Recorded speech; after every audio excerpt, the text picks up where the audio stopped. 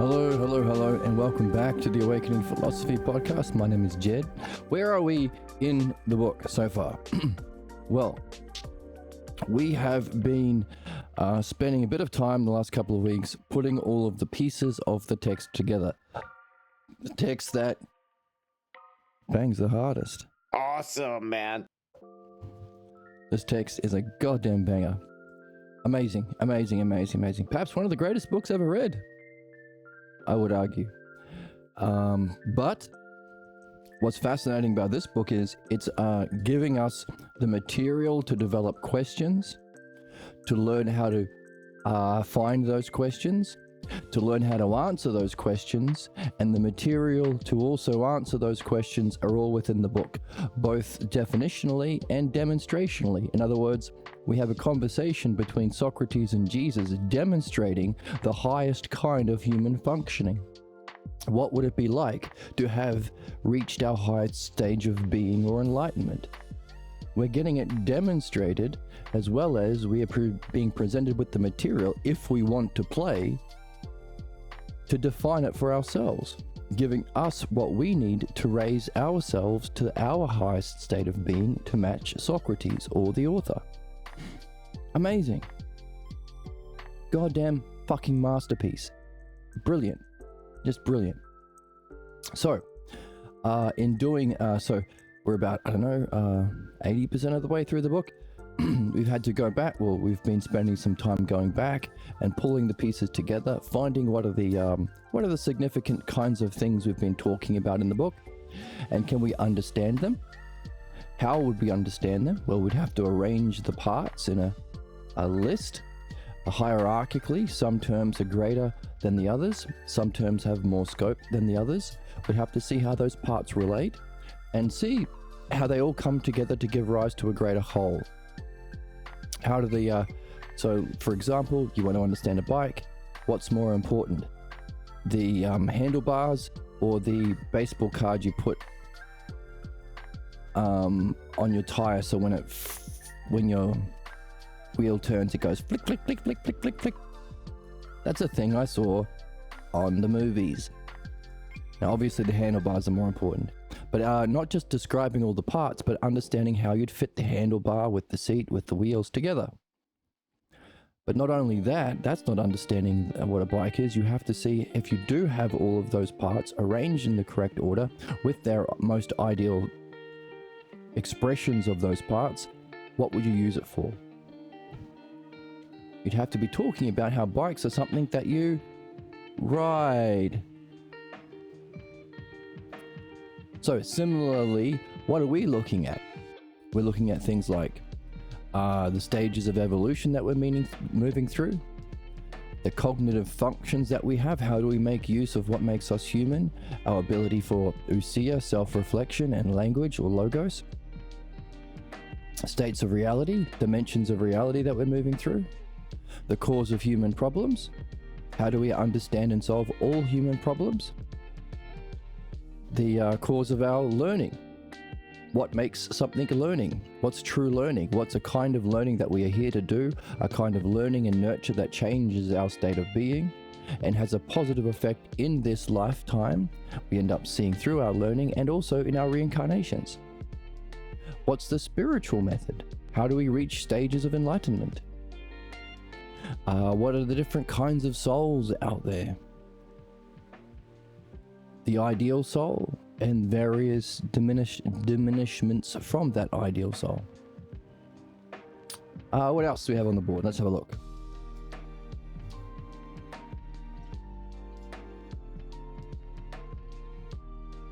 And we've been spending the last week or two. What else do we have? Oh, the causes, of course. Let's not forget the causes. What are the causes to explain why question when somebody asks, why are we here? Or what's our purpose? There are many ways of answering that question. The causes, 5 of them. The structure of thinking. Hey, you got thinking, but haven't you realized there are some people who are idiots? There are some people who are stupid and closed-minded. There are some people that are harmful, but then there are other people who are kind and clever and smart and can do things, can make things. So how do we become good and remove our badness? In other words, how do we think? If what's thinking is what makes us human, makes us different than cabbages and caterpillars, how do we think properly? What's the structure of thinking that we can learn and practice and master? The dialectic. So we have that in a list. Cognitive functions. Oh, the virtues. To begin this game, you have to be wanting to become a better person. If you like being a terrible person because that's what you grew up with, that was your family, then you can't play. You can't play. You're going to get stuck in suffering. You're going to be doing injustice to yourself and others, and you're going to suffer the implications upon death and in your reincarnations. Boo for you. So to get in the game, we have to start by wanting to be better. The virtues. A list of 5. Kinds of souls. The hypotheses of Parmenides. Someone who has recognized that, hang on a second, there are these 5 categories, or 4, that can give rise to the higher. 4 parts of the bike that give rise to being able to ride the bike. Or to use the analogy for building a house, you have to have the blueprints of the house, a builder, the activity of building, and some material to be builded with. But when you have all of those together, you have a house to live in. The first and final cause, or that for the sake of which. By the way, there was a guy named Parmenides, Socrates' teacher, who did a dialectic on each one of these categories. Holy shit. Which is why the book is called The Greatest Book Never Read. Now you can say, well, one of the difficulties in reading that book is we haven't had a decent translation for 2,000 years. Or 1,500 years. That's right, but we do have a decent translation now. It's called the Juan Balboa, Juanbalboa translation. You can find a copy on the internet. Wow. Wow.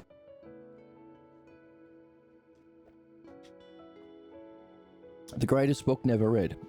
Because everything that we have on the board can be seen in that book. Only if you learn how to read. So, hypotheses of Parmenides. We also recognize that for each of the positives, there would be its negative, which is the dialectic too. When you want to understand what happens if there is such a thing as enlightenment, if self exists, if mind exists, if beauty exists, if there is such a true thing as justice, not a personal opinion, but if justice exists, you have to talk about what would be the reality if it exists, using the structure of thinking, but also what if it isn't? So for each of these highest, our ideal states of... Now, we can apply these same causes to the soul, or to our mind, or to ourself, because those are the 3 things we're interested in. Becoming the greatest soul, perfecting our soul, perfecting our mind, the dialectic as we just mentioned, but also perfecting ourself, to be able to know and show our ideal, authentic, highest self. So for each of those, you could create the ideal, but also sickness, or the its opposite. So for instance, we talked about if our final cause is to know the self, then you could recognize the nature of human problems is our first and final cause is based on a false image of ourselves, our mask. Some people call the ego, our persona that we develop from childhood when we weren't able to apply the dialectic. You couldn't ask questions and words were shut down when our parents were enforcing their sick ignorance upon us as a member of that family tribe, the same way their parents inflicted upon them and their parents upon them, and all the way back to the cave. So we take the blame for their injustice. So there's our so for all the virtues, you could therefore take its opposite, They appeared just, but they were doing injustice. And of course, it's that suffering of that injustice against ourselves from childhood that's the root cause of our anger. We're all angry. We're all angry about this injustice we suffered. But unless we learn how to think, which is what we're doing here on this channel, we won't learn the skill of uncovering the root source of our anger and addressing it. Instead, we will do what we call the pathologos Peters principle. We will project our anger on others. We will be a cry bully. Why a cry bully? Cry bully is the fact that the people play two roles. They be a bully, but then they cry victim. Think of every right-winger, every religious person. I want to inflict my religion on the world and kill who I want to kill and subjugate who I want to subjugate. But if you say that's bad, then you hurt my feelings. That's my religion. I believe in it. It's my belief. Think of the Jewish state. Israel. Of course, manipulating people through their religious beliefs, Jewish religious beliefs, and their Jewish cultural history. Think, what do they say? We want to do a genocide, but don't call us Nazis. We're the biggest victims. Think of MAGA. The most persecuted people are the very, very wealthy, rich white, very, very wealthy white men. We are the most persecuted. So we just want to do concentration camps and have a Gestapo KKK ICE police that are just murdering and raping just random people who they want to, and they don't even have to show their faces. Please don't victimize us for just doing that. It's our beliefs. So they do the bad thing and they feel like they are the victims. Cry bullies. That's what it means to be in a problem. Why? Because we project our anger at the injustice we suffered. Notice, beliefs are the cause of human problems because beliefs are not real. They are beliefs you carry from a past experience based on not someone else believing someone else. So scammers always say, hey, just trust me, bro. Just trust me, bro. Give me all the money and the tax breaks. Just trust me, bro. I'm an AI person. I'll fix everything. Just trust me, bro.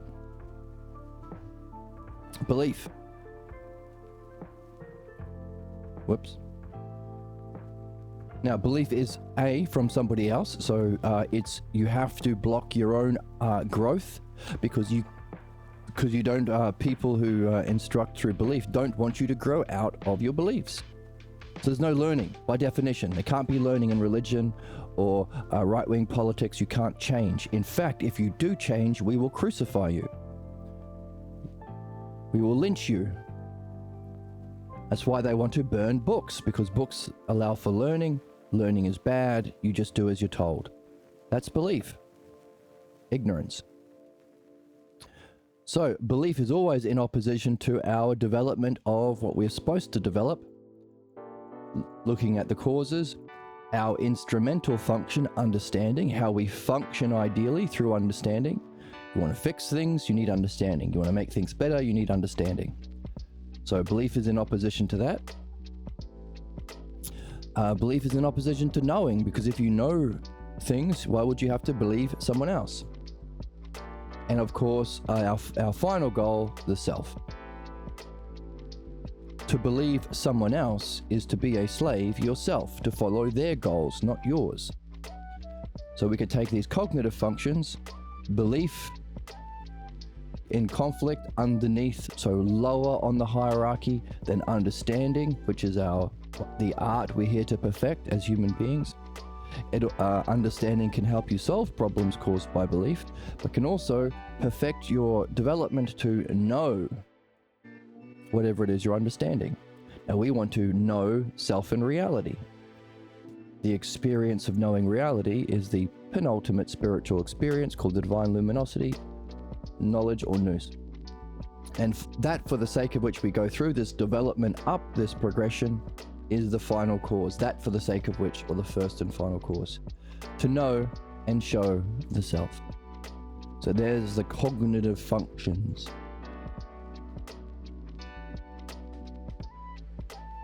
So belief prevents that development, is based on someone else, and is also from the past. You are carrying something from the past with you. That thing you carry with you, you do something called interpretation. So if our ideal activity is the use of understanding through the dialectic, or in terms of this channel, learning to read, which is also the dialectic, in that we use the dialectic structure to look for puzzles, to look for patterns, look for deviations from that to give rise to puzzles. And we use the dialectic to arrange the terms in the text to solve the puzzles. That's why we read these books. That's why these books are bangers. I mentioned the Parmenides is called the greatest book never read because it's a masterpiece of the dialectic. It does a dialectic on each of these 5. But then he also does a dialectic on its opposites, which is what we're looking at now. For each of these, you could have what if you reject it. So he has the ultimate final cause, he has these 4 positives, and then he does the 4 negatives, or the 4 things that try to reject them, giving 9 in total, which is interesting because the book said, which means you're missing the 10th. If there are 10 causes, he's missing 1. The opposite of the greatest cause. So and then in recognizing that, we have recognized the book is giving us a puzzle to solve. Like when you play a video game, the video game will say, it seems like you're in an old factory in a video game, and you're going through the notes in the desk, the abandoned desk, and you say, the scientists said that the one thing they didn't do was find a cure to the T-virus. That's the game's way of saying, you are supposed to find the cure to the T-virus. The one thing that Parmenides didn't do was add the 10th hypothesis.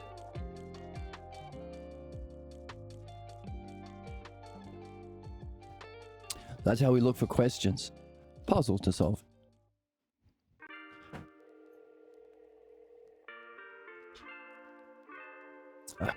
So,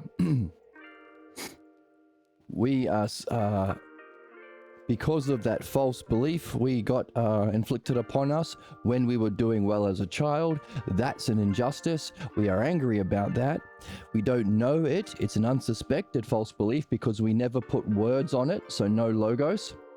We weren't able to ask questions about it, so no ousia. By the way, answers, questions and answers, logos and ousia, words and reflection. Those 2 forces, many ways of saying the same thing, is the art of the dialectic. Dialectic is how to ask questions and how to judge answers. Dialectic encourages a reflection, how to keep on track, so no tangents, stay reflecting on the topic, and make sure that your reflection you are put into words and the words follow reason. Thinking. Dialectic is thinking. Making use of logos and ousia, what makes us human. So there was none of that. So it's an unsuspected false belief about ourselves that we took to take the blame because of the false appearance of justice, of wisdom, of courage, false appearance of beauty, false appearance of the virtues, false appearance of mind. Because we were just little and we were stuck in that house with those people who were inflicting Peter's principle, inflicting the injustice that they suffered from their parents and their parents from their parents and their parents from their parents, all the way back to caveman. So we have that anchor we're carrying with us, which is of course belief. You carry with your belief. As we learn to read, we are learning to read without projection or interpretation. Interpretation means to project what isn't there, which means you're carrying it. That's why they say of religious or right-wing people defined and identified with belief, the cognitive function that's the cause of problems. They say of them, every accusation is a confession. It has to be, because the thing you're projecting due to the interpretation, which is how beliefs screw up your ability to think and see and act, the activity of interpretation, if it's not there, you have to have been carrying it. Therefore, what do they project? Their own problem they're carrying. So you project what isn't there, and you have a blind spot for what is there, something you can't see.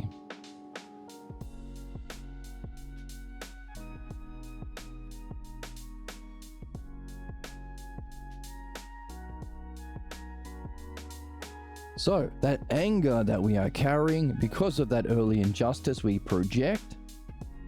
So there's our crying or playing the victim. But then in response to that, if that's an injustice that people are doing to us, we better solve it with justice. By the way, what's your model of justice? That very thing done to you that you are angry about. So you respond to that victimhood by being the very bully that you are projecting they are doing to you. So you do both roles. You do your parent's role in response to your projection of feeling like the child role. Is the nature of human problems. Notice there's no way out. There's no way out within the system. There's no way out within the system of projection and belief. You can't believe yourself out of a problem caused by belief. I think that's an Einstein quote. You can't solve a problem in the same state of mind that caused the problem. Meaning our purpose for every human being, so for also our species, is to move from belief to understanding. Belief is, as we've described just then, that's the dynamics of human problems, and understanding is what's needed to solve them. Because understanding would be to recognize the parts of how problems function, which we did, and the resulting whole. So we used understanding just then to understand the nature of human problems. Therefore, on the list of cognitive functions on this map or paradigm, we can see belief. Our purpose is to move to understanding. So, you can have the positive and you can have the negative. So a false image of ourself is the first cause, the thing that we carry, our mask, our persona. As people age, they get more and more identified with it. So you start to see their problems etched into their faces because they've been scowling their whole life, or whatever it is that they're identifying with. So the older we get, the more closed-minded and entrenched and fervently loyal and defending of our own ignorance, of our own false teachers who passed on their ignorance to us.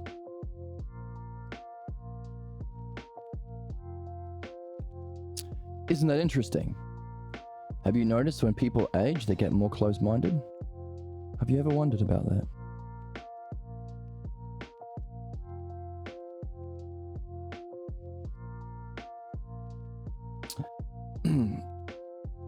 So, and our reward for taking the blame for the functioning of our parents who weren't being parents in that moment is a way of being.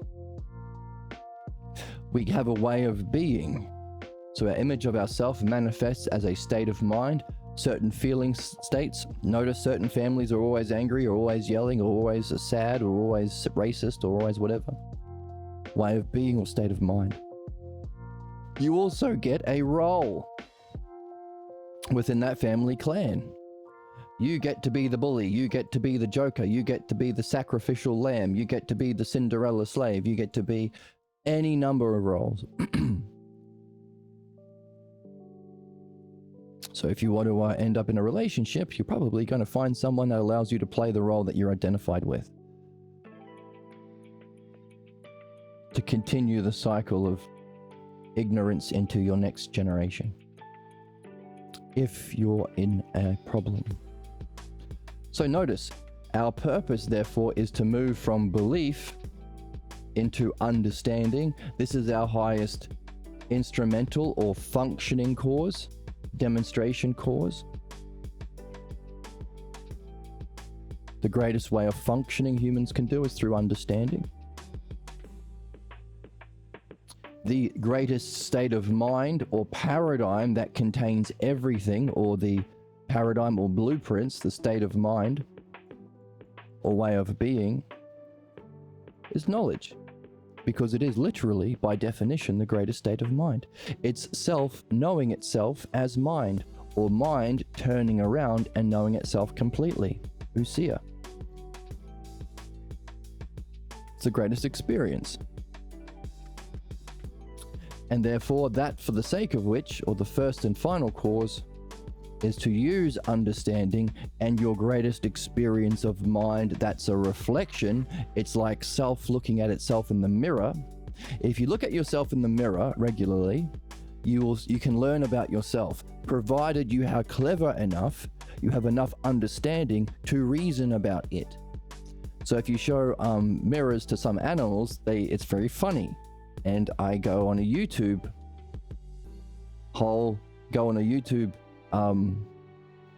binge looking at YouTube videos of animals in the wild reacting to their reflection in a mirror. It's very, very funny.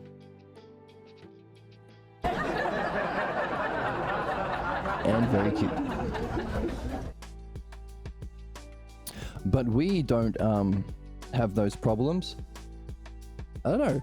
There's another YouTube binge, what do you call it? Genre. People coming out of anesthetic at the dentist or something. I wonder if you could combine the two. Sore bag. I wonder if you could have a YouTube genre of human beings reacting strangely to their reflection because they're coming out of anesthetic. Maybe that can be a new YouTube slop genre. So, because we have understanding, we can reflect on our reflection and recognize that we are what we are seeing isn't actually ourselves. It's a diminished version of it. So there's some things that are wrong, like your left hand is your right hand in the mirror.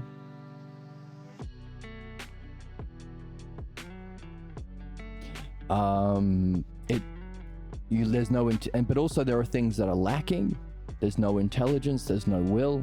In fact, the greatest aspects of yourself are not going to be able to be represented in your reflection.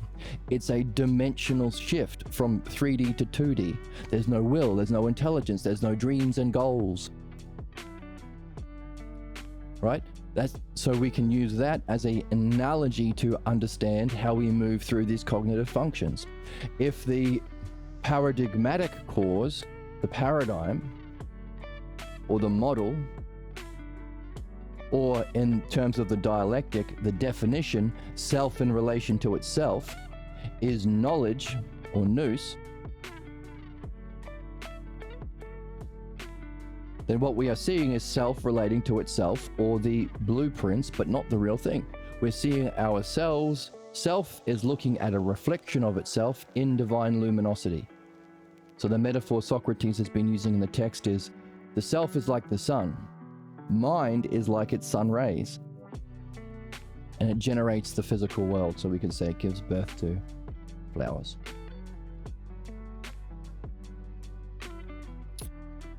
Creates the conditions for the generation of flowers. So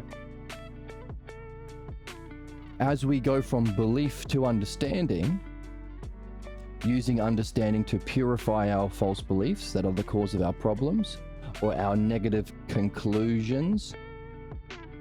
Notice having the map allows you to use the words that are relevant. So instead of saying knowledge, I could say self in relation to self using this set. So divine luminosity is the paradigm or blueprints of self knowing itself. And I could jump over here, that we can therefore use our highest functioning understanding in an activity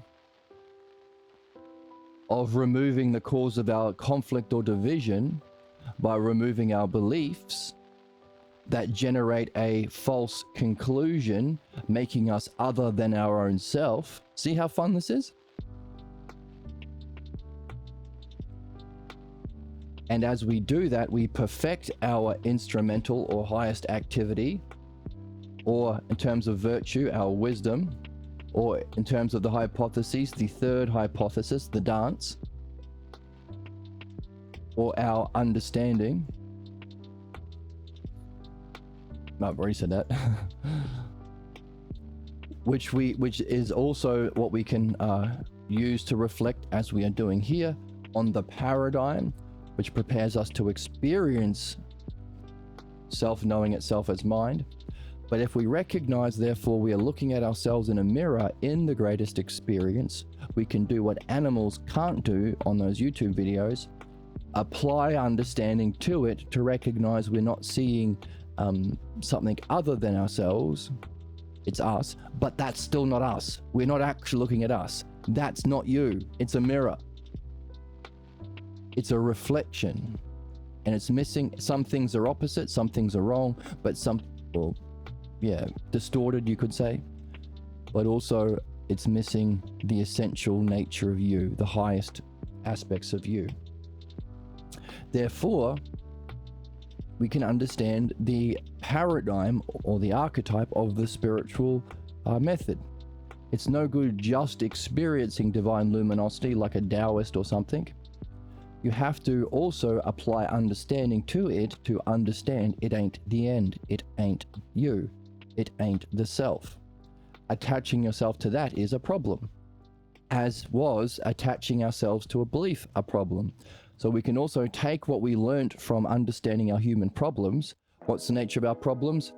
A false identification, image of self, attached to that false belief and way of being that keeps you stuck in a certain role, that keeps you projecting what's not real as your activity, that leads to your conclusion, closed-minded, stuck, blocked, suffering, and negative reincarnations.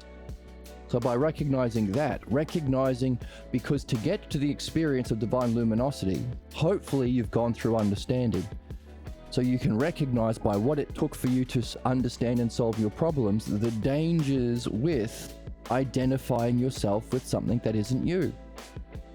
To the point that, even though it's not a belief anymore, it's literally the greatest experience possible, or bliss, or beauty itself.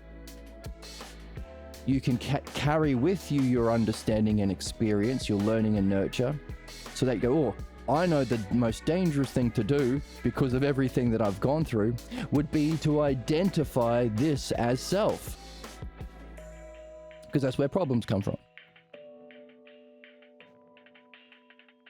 When you tell a Taoist or certain kinds of Buddhists who are seeking that divine luminosity, when you tell them that, be gentle with them. Because they've probably spent a long time identifying themselves with the belief or activity of Buddhism and seeking this experience as the end or enlightenment. So be gentle. Don't be polite. Don't agree with their nonsense to be polite. Because you'd only be functioning in a harmful way. But be tactful.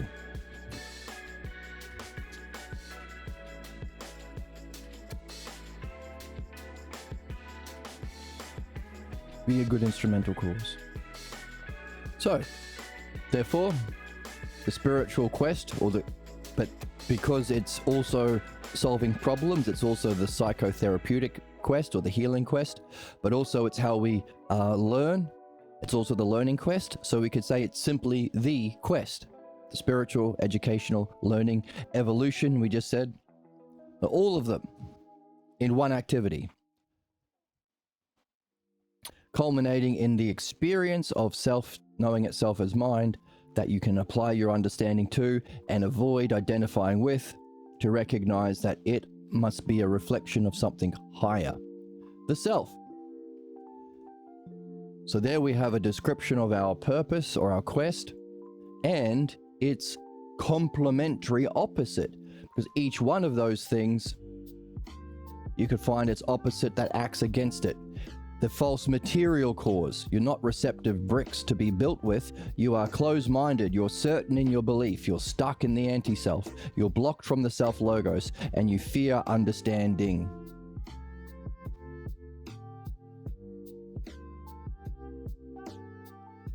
The fear of understanding, the fear of mind, the fear of mind basically. As opposed to a receptive soul seeking the virtue, seeking to be ruled by the logos, to desire the logos with that part of your soul, to seek the logos with your outward moving part of the soul, and to reason with the logos with the reasoning part of your soul. Those are the three aspects: inner desire, outward seeking, reasoning. All of them to be followed, to be seeking and following the logos. Seeking and following the logos, to be ruled by the logos.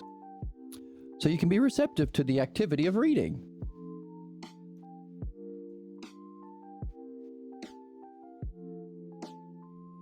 Enough so you recognize that there is an inherent paradigm within our reading, because you've been reflecting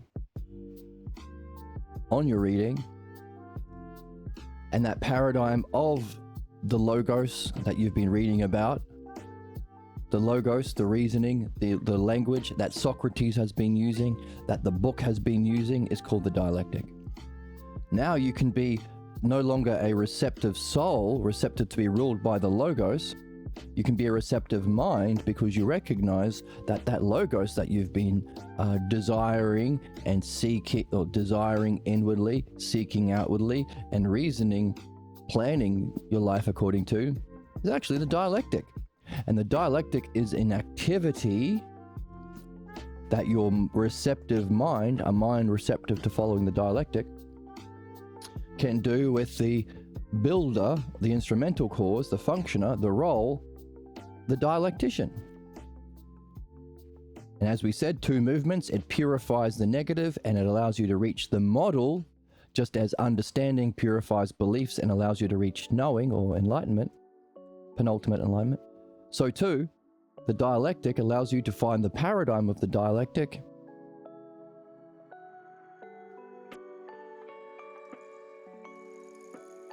That's the divine luminosity of mind.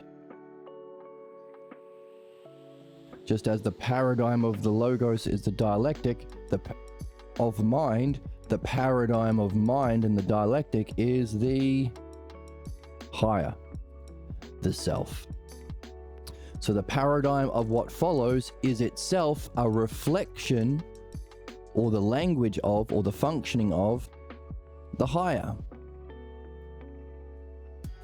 Just as, in our analogy, the mirror is a reflection of self.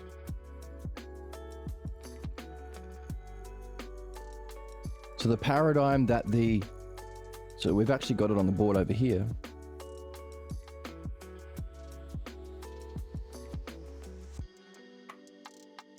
In the realm of mind, again, you can do 5 causes of what isn't, so it's complementary opposite to understand problems of mind. But to be a receptive material cause, a mind receptive to rule of the dialectic because your soul wants to give birth to an idea. 2 kinds of idea, the negative and the positive. So engage in the dialectic of midwifery to remove our false beliefs or problems. Engage in the dialectic to move upward to know the actual nature of self and reality. By following the functioning or instrumental cause, a dialectician. The model, or the logos and ousia, or the intelligibility of the dialectic, or the knowability. So intelligibility means knowability, ousia, and understandability. So you need both. You have to know the paradigm or the blueprints as a whole, see the whole picture. You also have to look closer at the parts and whole, understanding and knowing. The intelligibility or the paradigm of the dialectic is also the language of self. Just as the paradigm of the logos in our reading was the language of mind, the dialectic. So having gone through the dialectic, so here we have our vertical movement. So we've talked about double jumping sideways, horizontal movement, by looking at the same causes or paradigm of logos in different aspects: virtues, kinds of soul, cognitive functions, the structure of the dialectic, the causes, building a house. That's a sideways or horizontal movement through the structure of understanding. We talked about its complementary opposite, so from what is to what isn't, when we looked at the how to define a human problem, seeking the false image of the self with a false state of mind, in a false role, in a false activity called interpretation, leading to our failures or problems, or the false material cause, a soul stuck in belief, certain about belief, the Dunning-Kruger effect. But now the third kind of movement is a vertical movement. So horizontal, complementary, and vertical. Because there's no way that you can get into the dialectic, be sitting on the chair, be hunting for a dialectician. I need to find a dialectician who can help me direct my ousia and logos, direct my self-reflection and understanding on what I'm blind to, my blind spots, or what I'm projecting, so I can remove that projection and relate to reality properly without being a crybaby to myself, to others, and acting unjustly while believing I'm being just.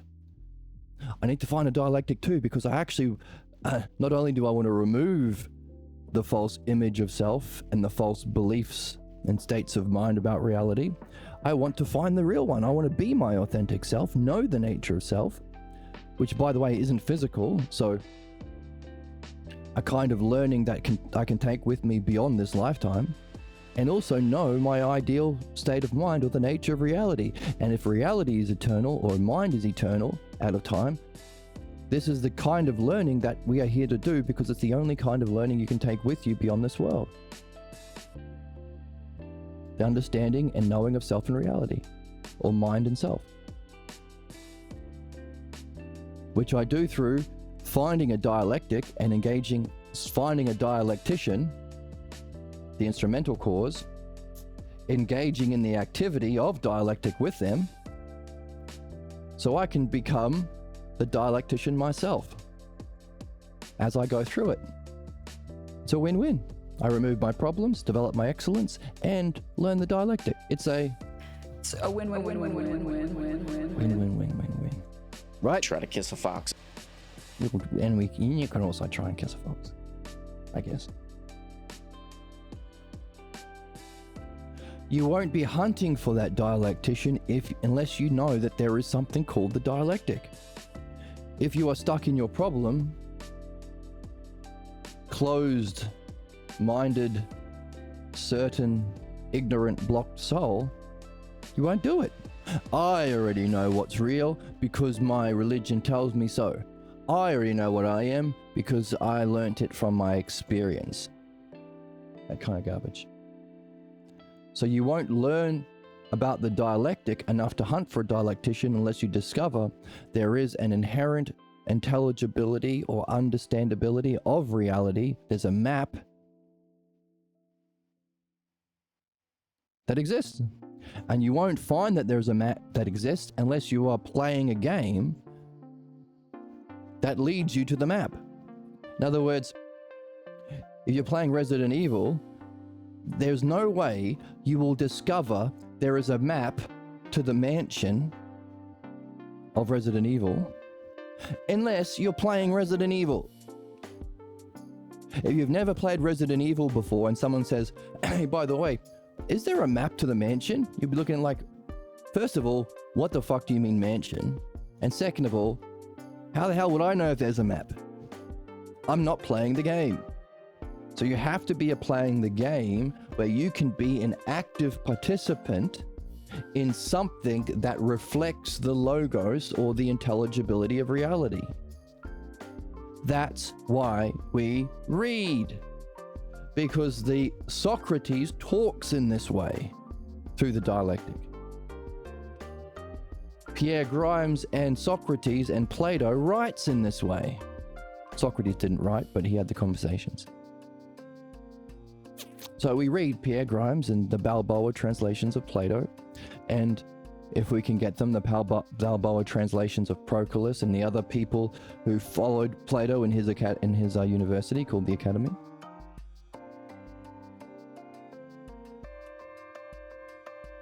That's us. Spam. I hate to have to tell you this. That was fake. That was AI. There's our fake IA for the day. Would you just blow in from Stupid Town? Hey, Spammer, you blowing from Stupid Town? You shut up. You shut the hell up for a second. You're not real. You're not real. You have the brain of a child if you think that. The hell's wrong with you people? You sick freaks. Sick freaks. You piece of shit. There's a robot. Dumbass. Dumbass. Wrong. You're Wrong. So wrong. But that's okay. We're That's all allowed to be We're wrong all allowed sometimes. to be wrong sometimes. Weird business because it's like, you know, a bunch of stupid little robots trying to spam everybody to sell crap. That's you, robot. You moron. You absolute fucking buffoon. You goddamn idiot. Goddamn idiot. So to start, to reach the game, to be able to find a dialectician that can help you remove your problems and reach your excellence, purify and perfect, you have to be a mind that's a receptive material cause. You have to be a brick able to be worked on in the activity of building by the builder. And you won't get to that stage unless you've met the preconditions, which is why we read. Same 5 causes, but vertical movement. You have to be reading the text that reflects the logos. You have to be reflecting on it, trying to actually apply, reflect on, talk about, act on your reading to discover that's the logos and ousia, that's Apollo and Aphrodite, to discover that behind your reading and reflection, both, behind your questions and answers, both, is a pattern. To the point where sometimes Socrates not just follows the, not just uses the pattern to guide the conversation as a whole, but even in little sections, he might give a definition, demonstration, division, conclusion. Maybe in like 2 sentences, it can be that brilliant and beautiful. But you won't be engaged in the activity or reading unless you're a receptive soul. So the very first condition is a receptive soul, a soul that seeks the logos. If you recognize that you have some sort of psyche or some intelligence that's fundamental to you, everything that you see and think and do is through your state of mind. And you realize when you're depressed, it's hard to do anything. But when you're happy, you feel like you can take on the world and do anything.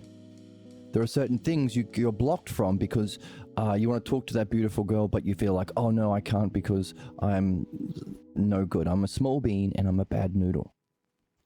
If you recognize that you also have the capacity to change your mind, or you have care over your psyche or soul, you might want to A, remove the bad kinds of soul that causes your bad states of mind, your bad desiring bad things, doing bad things outwardly, and reasoning in a crappy way.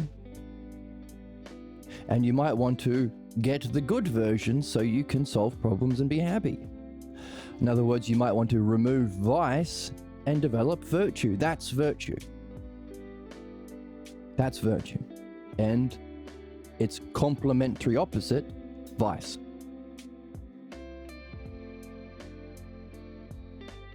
So only if you want to become a better person can you start reading these books.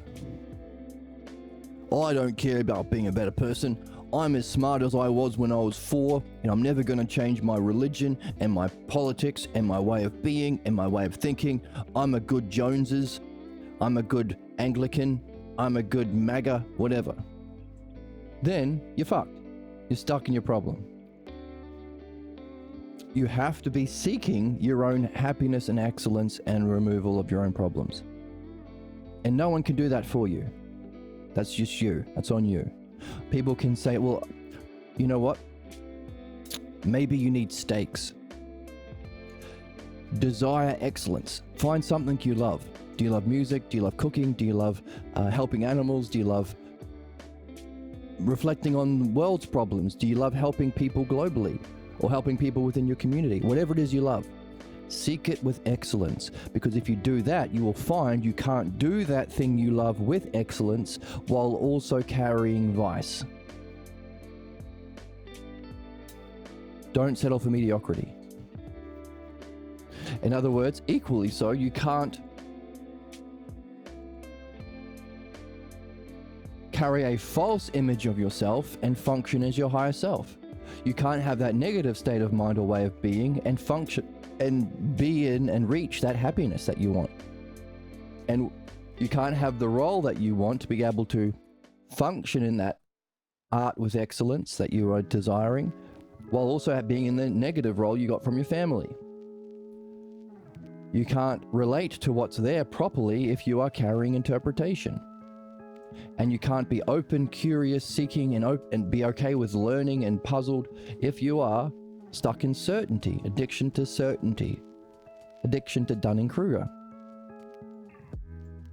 So that's you. But the thing about that is, only you can desire to become better, desire to be, recognize that, actually, everything I do is because I reason about it, so I want logos, I want to reason well.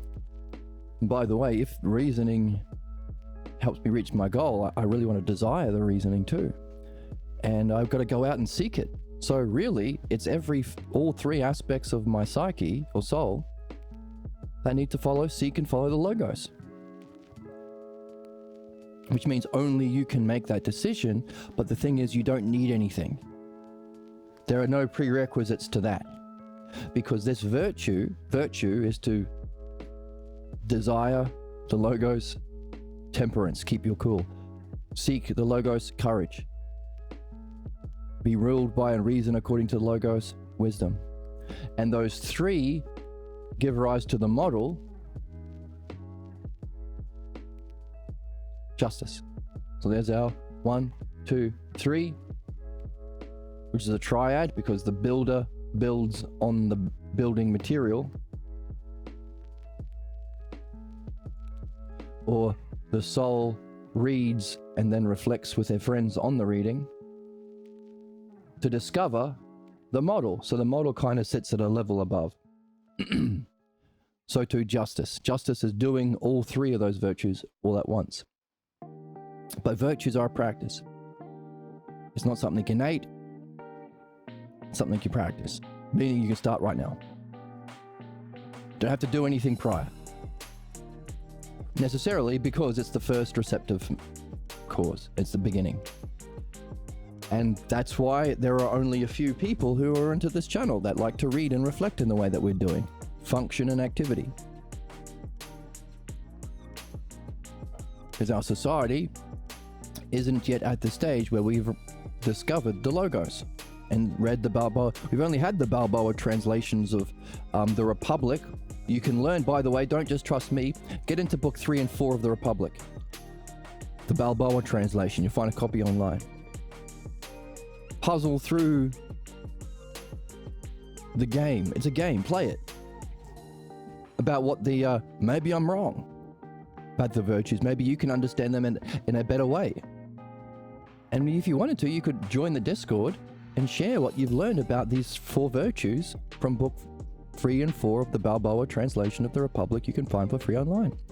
Share it with your friends, which is you doing your functioning. Read it. Activity. be open and curious and wanting to use it, a virtuous soul. It's a Win. You just blow in from Stupid Town. Because we're blowing out of Stupid Town. Honestly, on the real, I say stuff like that because I'm cool. And we say stuff like that because we are cool. Right? Are we cool? Ask the Oracle. I'm always good, and that is what I stand for, being good all the time. We are always good if we think this all the time. So, in your reading, you'll discover, holy crap, there's a dialectic. By the way, keep going. Go past book 3 and 4, you might discover the dialectic 2 in the Republic. Now we realize the best development of our soul is to be ruled by the Logos, seek the Logos, follow the Logos, and the best way of doing that is to be able to see the Logos and master the Logos and function through the Logos. That is the use of mind through the skill of dialectic. So now we are an open mind, engaging in the best activity we can do, the dialectic, removing those R5 negative causes, removing our false idea of self, our false beliefs and state of being, our false roles and functioning, and our false interpretations and projections or drama that play out in everything, play out in your relationships, your everyday stuff, your thoughts and tangents, your fantasies, but also your dreams. So there's our these ones over here. The removal of that through the activity of the greatest functioning of mind, instrumental cause, is the dialectic. And that's why even though perhaps the greatest people and the greatest kind of functioning we can have is a dialectician, only until you reach that stage from your reading will you go out and hunt for one. Where are the dialecticians? Now you can go on the activity. There's 3 parts of the activity, by the way. There's removing what's false, which is called philosophical midwifery. There's perfecting what's true, which is called, well, Platonic, just philosophy, I suppose. But also reflecting on the dialectic of the whole. So you've got to do the activity, or logos, and reflect on the model. Because only in reflecting on your dialectics that you've been going through and applying, you can see that you're getting benefit from it. So that it's a kind of caring that you participate that affects you always, not just in this, potentially not just in this lifetime, but not just for today. Therefore, providence. And then you, in this activity, start to learn what's going on and become like the dialectician yourself.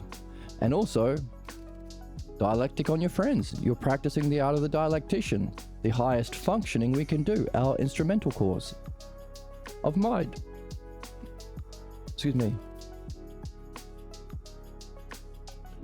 But then if there is a paradigm or structure of mind,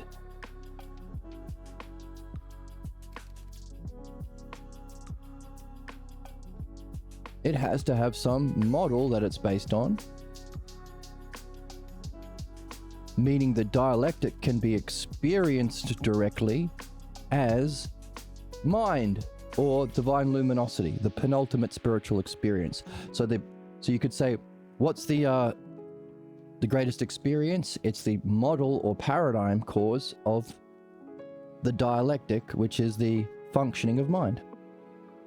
So now we've just defined the spiritual experience. The paradigm of the dialectician, or the paradigm of the activity of dialectic, or the paradigm for the receptive mind, receptive to the dialectic. Is what it is. It's what the spiritual experience is. The paradigm. Paradigm because it's the whole and parts. It's the big picture, but all of the details that the builder looks at in the blueprints. Ousia and logos, or understanding and knowing. But hey, remember what happens when you see something? Like an animal seeing a reflection in the woods, you apply your understanding to it to realize it too isn't the ultimate. If it's something that exists, it has to be a cause. If it's something that yourself is experiencing, if you are looking at yourself in the mirror ain't you. It's an experience you're having. So don't identify with it. And you know not to identify with it because to reach that experience of divine luminosity, you had to go through the activity of the dialectic, which involves removing your problems midwifery, which is learning through your own experience and reflection that identifying with something that ain't you is tragic, is the cause of your problems. It's a definition of problems. So now you've had the experience or the paradigm of intelligibility.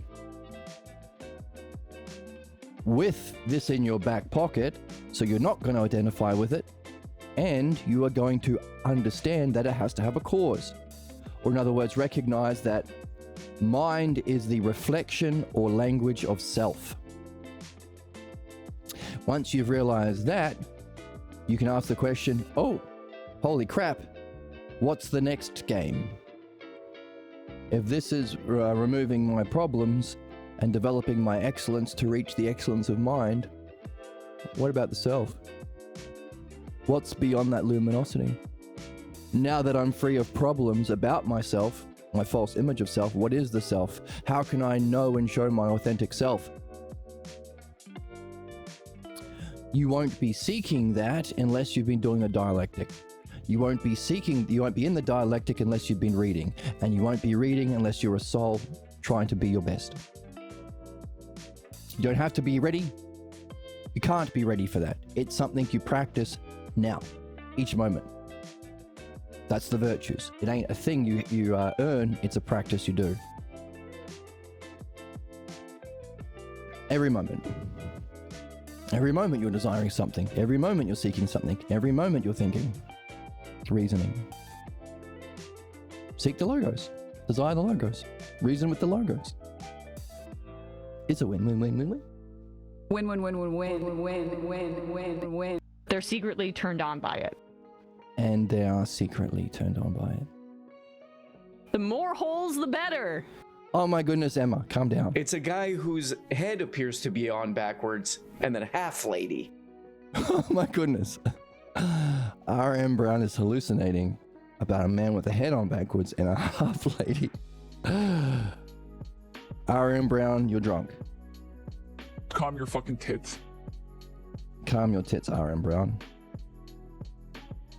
You moron. You absolute fucking buffoon. You goddamn idiot. The Oracle's drunk too. You just attacked my person. You just harmed my body. Sorry, I didn't mean to attack your person and harm your body. But you are drunk. Clearly.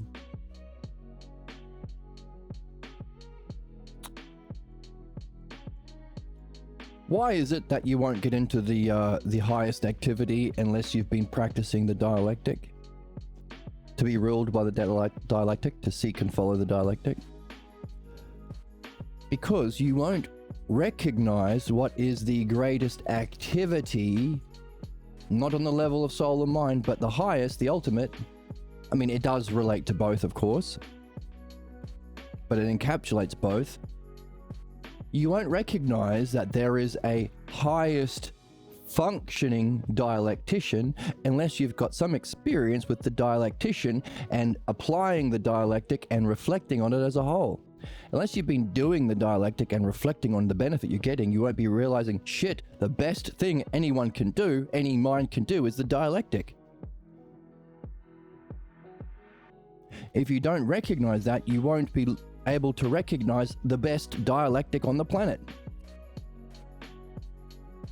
Unless you've been practicing dribbling and three-point shooting, you won't recognize the best dribbler when you come across them and the best three-point shooter when you come across them. But this is better than basketball because you benefit.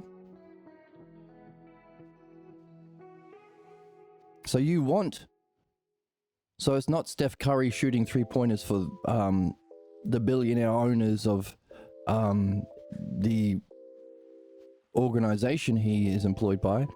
It's someone functioning for your benefit, the greatest healer, the greatest doctor, the greatest guru. You won't recognize the greatest guru or the greatest dialectician unless you know something about the dialectic. You know how you benefit from it. You know that there are two aspects to it. That's the activity you've been doing. What's the greatest dialectician? Well, thankfully we're reading the book that bangs the hardest. Bang so hard your grandchildren will get CTE. I think it's so awesome. Thank you. My jokes are even more awesome than R.M. Brown's jokes. Some are saying. Many are saying. Right? No, you're not the one that's mentally unwell. You're brave. You are crossing into new boundaries. I thought so. Speaking of crossing into new boundaries, so only after meeting these causes, which is the highest functioning of mind,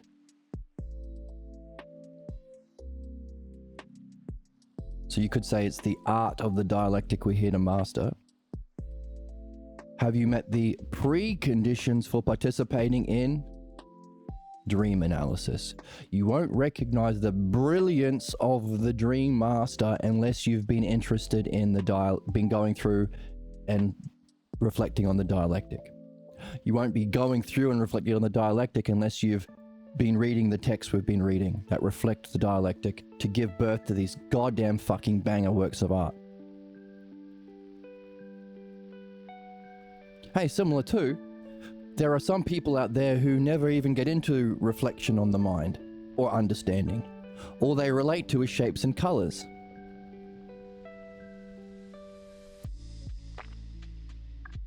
Oh, so they'll see someone with big, massive boobs. I've got a drop for that. Do I have it on a button? Yeah. Hold, please. Hold, please. All they say is, Big boobs, huge, massive tits.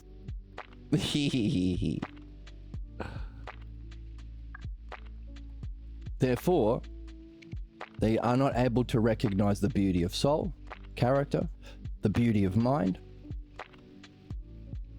or the profound beauty like the Dream Master that's able to use mind and understanding to meet any soul where they're at, and even create works of art that the souls can reflect on that give clues about their puzzle that they don't know they even have, and the clues needed to answer that puzzle.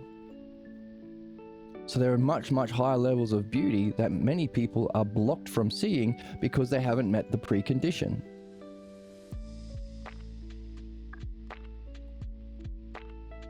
So too for us, dream analysis. So, reading and perfecting your soul is the 5 causes that are also the necessary conditions for entering into the realm of mind, through the dialectic. I seem shiny. Turn this down a little bit.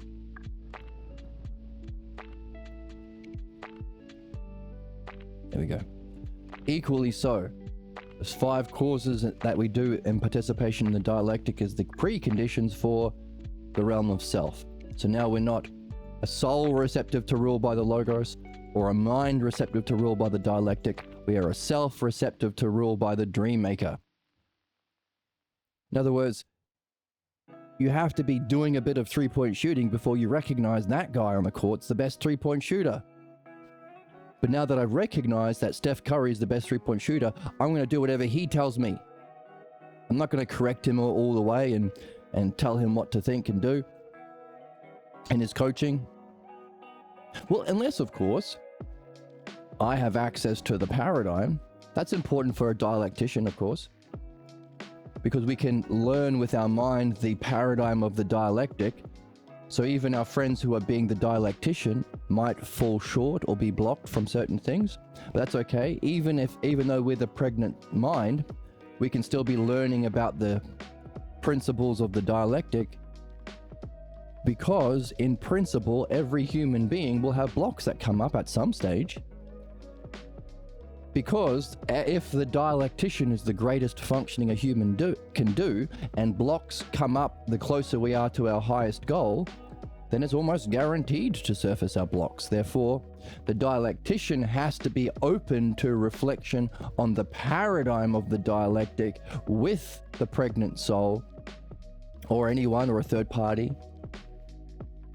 necessarily as one of the principles of the dialectic. Because pathologos can come up. Because we're all humans. We're all humans. We're all human beings. Human beings. Right. Thing about the Dream Maker is, well, doesn't quite apply up here. Because you're talking to someone who's no longer human, but has joined to that which we see it in the text.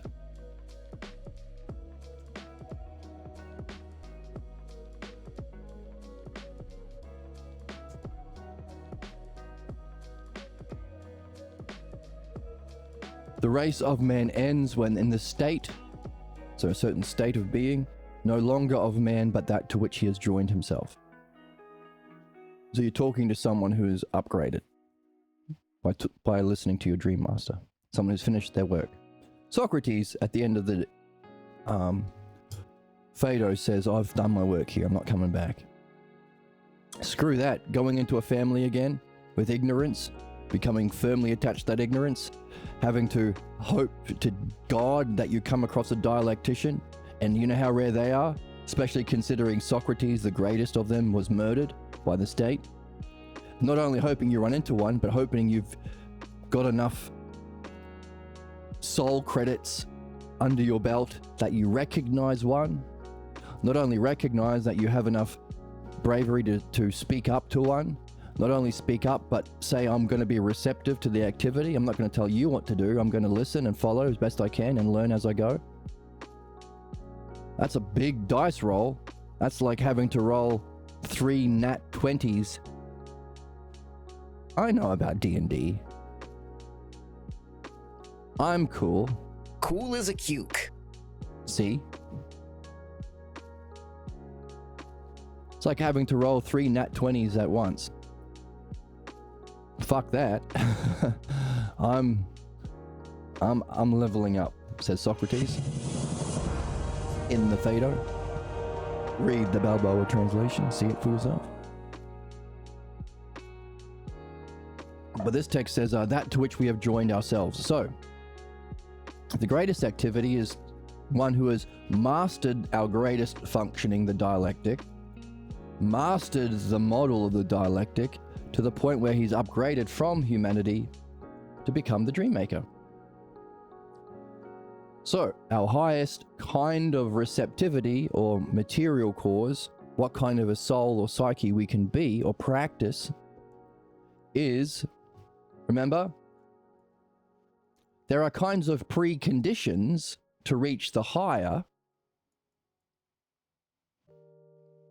but there are no rules saying that, oh shit,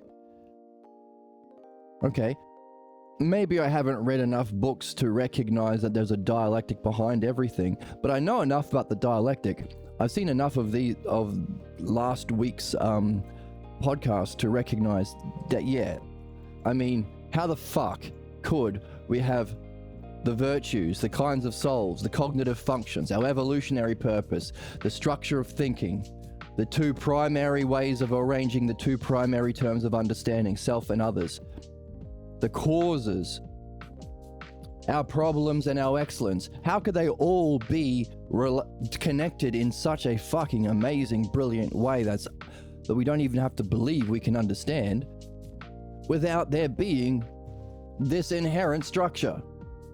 So yes, okay, so I might not have seen it everywhere in the dialectic, but I'm open-minded enough to know that the dialectic is the tits. Calm your tits. What kind of tits? damn it. Okay, I'm gonna fix this today, I swear. Hold.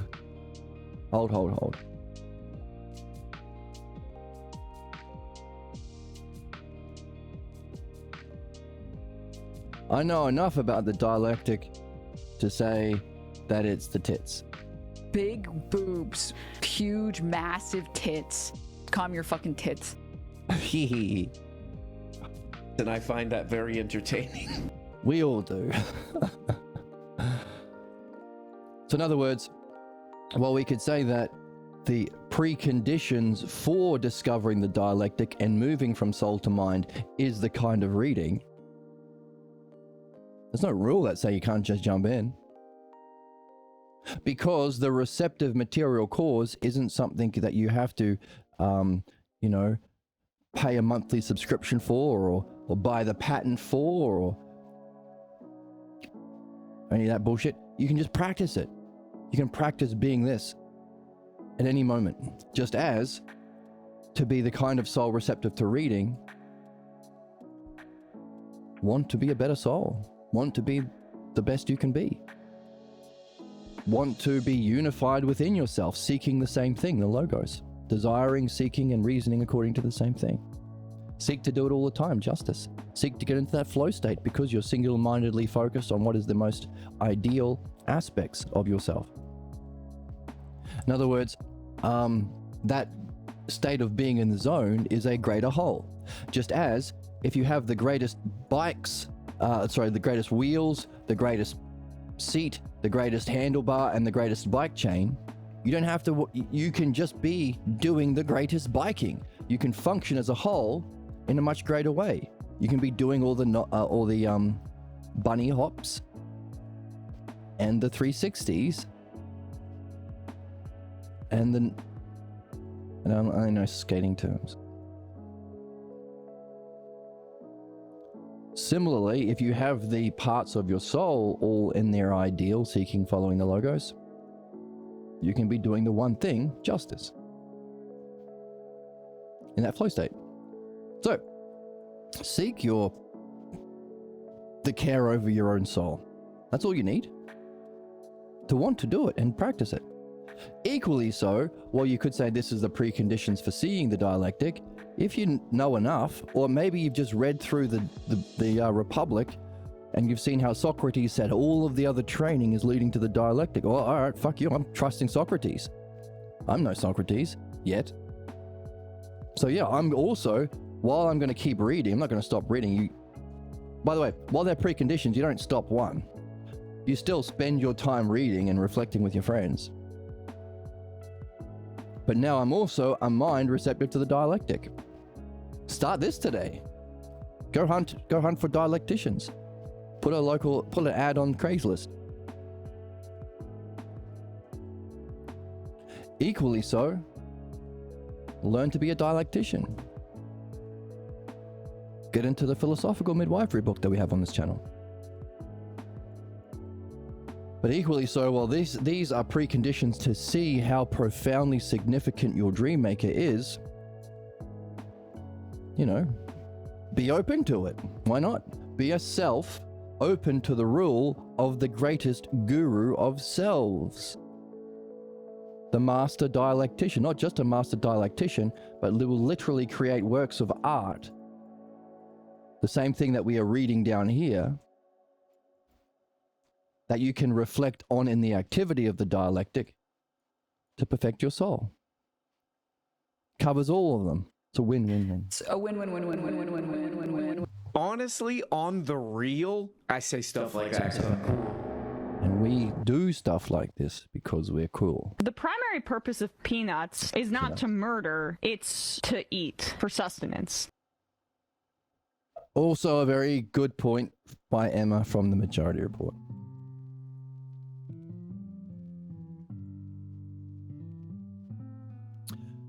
So, the receptive material cause is something you practice. You can start today. By the way, did you have a dream last night?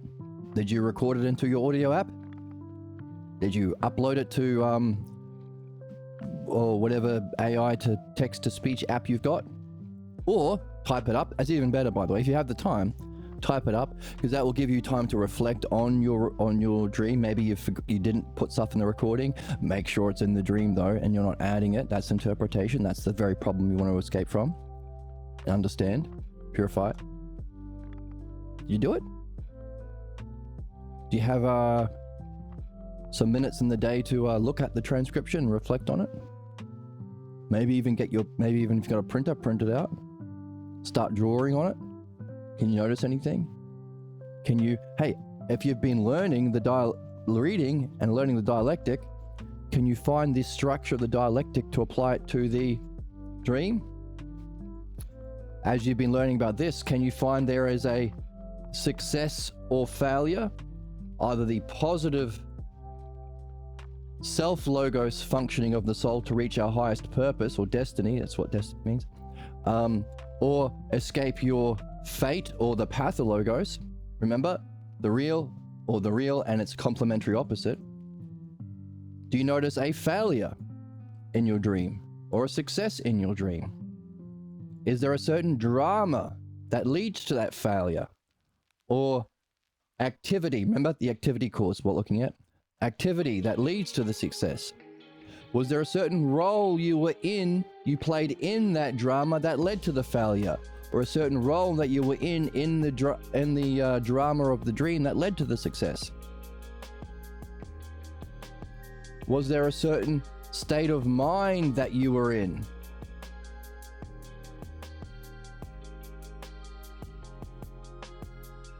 While in that role, in that drama leading to that failure? Was there a certain state of mind that you were in the good role, in the good drama, in the good success, in the leading to the success?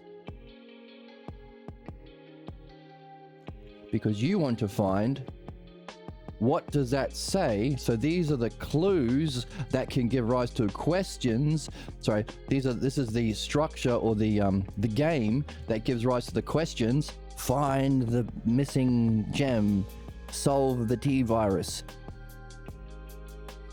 shoot the monster, and also the clues in that structure to find the answers for the question about what's your unsuspected image of yourself that's causing your problems, or what's the true nature of self that you are here to discover through this understanding, returning back to the source of everything, the self, with the understanding and skill and art in the background, so you can yourself join with the dream maker to know and show yourself. Return with an art, return with a skill and art. So can you apply this structure to your dreams? Notice you can start anywhere. It wasn't a clear success or failure because I only remembered a little bit of the dream. That's okay. What do you see? All I recorded was my feeling states. Oh, was it a high state of mind or a low state of mind? Start there. In other words, it's so profound that you could jump in anywhere.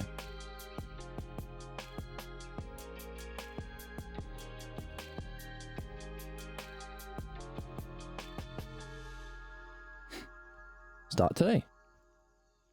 I mean, start now. There's only the now that you can start in. That's what it means to be a material cause.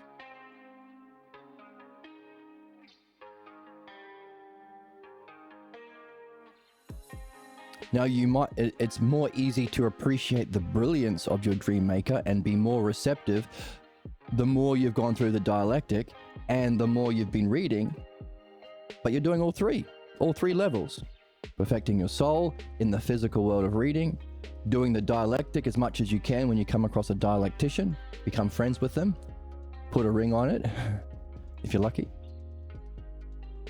But also, every night you dream, take your reading, because by the way, the dream will tell you about your reading and development of soul. It will tell you about your work in the dialectic. Maybe you missed something in your dialectic, in your midwifery or something. It'll do all of it. That's why it's the greatest activity we can engage in as human beings is dream analysis and reflecting on the dream maker, both Logos and Usia, so that we can realize we are participating in the highest kind of intelligibility and care. Providence. That's the greatest activity. The greatest kind of material cause for us is a self-receptive to the rule of to seek and follow the dream maker. Our highest kind of functioning, therefore, is, like we said, our highest kind of functioning is the dialectician. Still true. The art of the dialectic is the art we're here to master, the learning and nurture that we take with us into the real club. Hey, you can't get into the club unless you got a ticket. What's your ticket? Pew. You can't be playing for the Golden State Warriors unless you are good at basketball. Have the art of basketball, skill of basketball. That's your ticket into the team.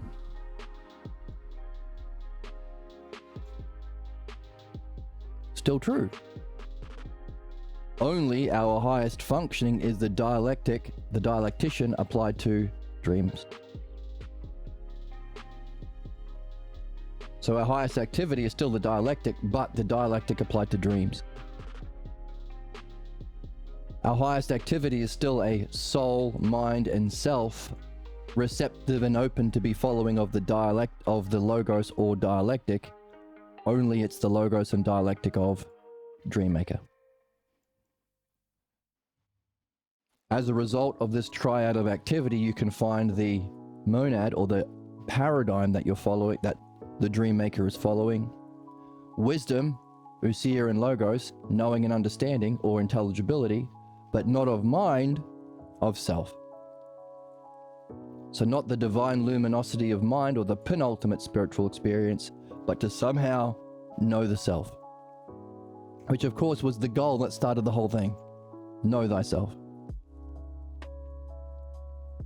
But if you know thyself, having gone through this process of perfection and purification, the thing and its complementary opposite, developing an understanding of its horizontal movement so you can create analogy or works of art, you can talk about these same states of being in terms of building a house so that you can create a dream or a work of art or a short story or a video game that is talking about somebody's instrumental cause, but will also not just give you the material, but will give you a metaphor to help you figure out by having a builder there.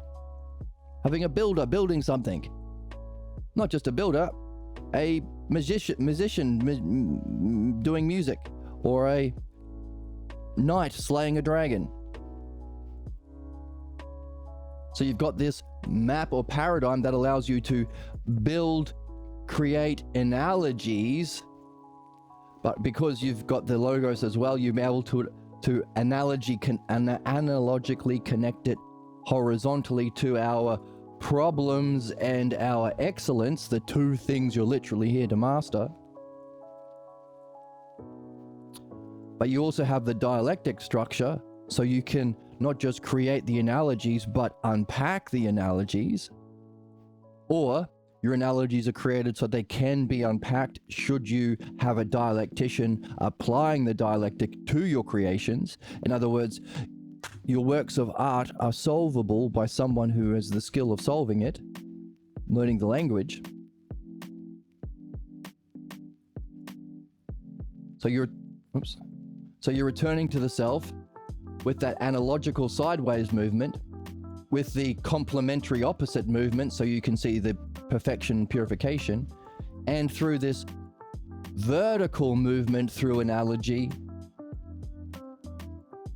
to see how there is a development of all living beings, all people and animals, depending on their level of development, and also know each of the stages, so you can use your complementary, the thing is or isn't, the problem or the real. So you can use your analogical creation by horizontal movement to meet them where they're at, according to the vertical movement of analogy, of the dialectic, of the logos. So you have that activity under your belt, as well as experience of what it's like to participate in that greatest work of art, dream analysis, that has allowed you to experience the paradigm or blueprints that the dream maker is using by knowing the self, not the divine luminosity of mind, but the sun itself. So here we have our whole and parts, or same and different, or one and many, or out of time and in time, or motion and rest. All of these duads that are used for understanding creation to give a whole of parts. And we recognize mind in that divine luminosity, the dialectic experience of mind. But now we have, let's use the other one. Here we go. Same thing.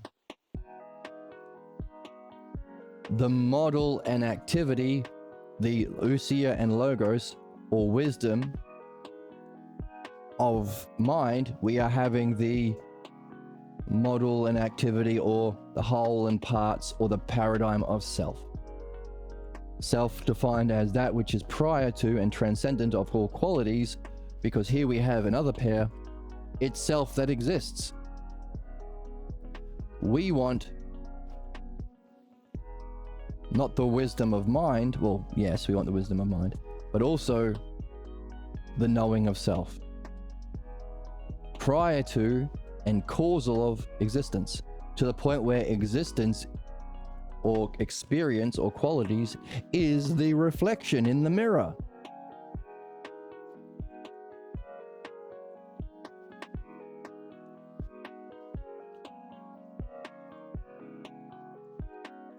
So, a soul receptive to the logos to read, a mind receptive of the dialectic to purify and perfect to reach luminosity,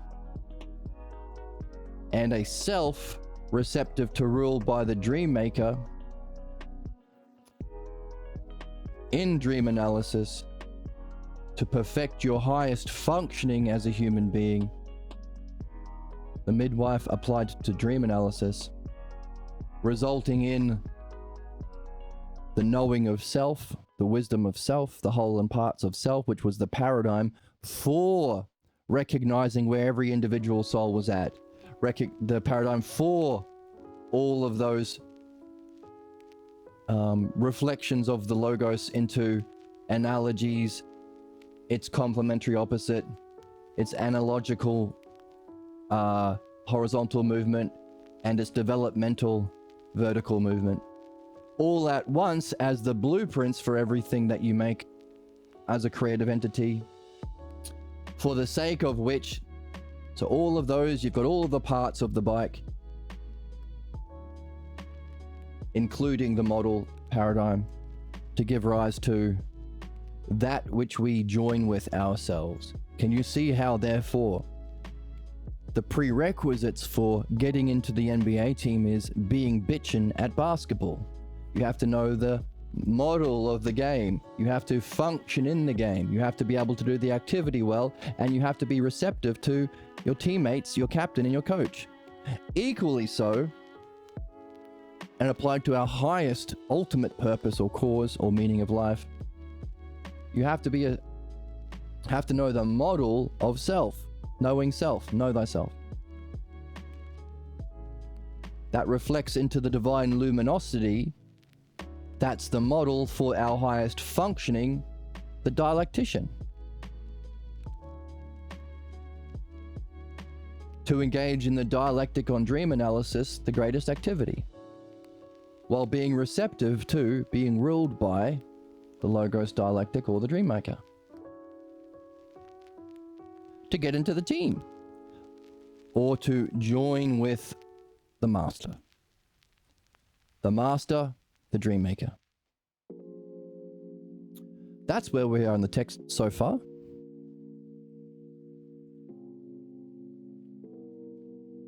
Took us a long time to get here. Took us, like 5 months of reading. Took us like 2 weeks of reflection to build all of these models and maps. Took us a 5-hour stream 2 days ago to bring all the pieces together.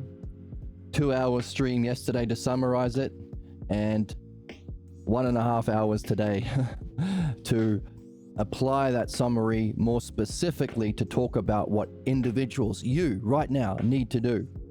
and to explain, it's always open to you. You can always be a soul receptive to desiring, seeking and reasoning the logos. You can always be a mind receptive to participating in and mastering the dialectic. And you can always be a self receptive to knowing the self and joining with the highest knowing and showing of self through dream analysis. Start today. Start now. Always start now. That's the receptive cause. So it's always open to anyone. No one's excluded. You don't have to be a billionaire or an Anglican or a Jew or a Muslim or a Christian. Don't have to be any of that shit. You can start now. It's about receptivity. But also that shines a big light on why religion and belief and loyalty to clan beliefs are literally destructive. They're not neutral. People who say everyone should be freedom of religion. Bollocks. Everyone should have the freedom to kill whoever they want. No. Everyone should have the freedom to abuse whoever they want. No. To scam whoever they want. No. That's not to say you should ever be punished for your family ignorance or being a human being with human problems. That's also sick. A kind of sickness that you find within religions, which is why it's a problem. Punishment. But to say everyone's entitled to cancer doesn't make sense. It's a bad thing. It's a cancer of mind. We can see that because the material condition to even be in the game of soul, mind, and self, the three things we're here to perfect, is openness and receptivity, whereas the nature of belief is certain. I'm as certain as I was when I was an ignorant 4-year-old stupid person. Jesus loves me as I am as a 80-year-old. In fact, I am more ignorant and stupid because I spent my life meditating on identifying with that false image of self and the beliefs. So we can see, of course, it's the cause of our human problems. Because we want to be receptive to reading the logos and using it, receptive to doing the dialectic and mastering it, and receptive to dream analysis, which guides us in both, to know the self, to participate in providence, and to reach our highest state of functioning, union with the next dimension. That for the sake of which cause? To join with whatever the dream maker must be.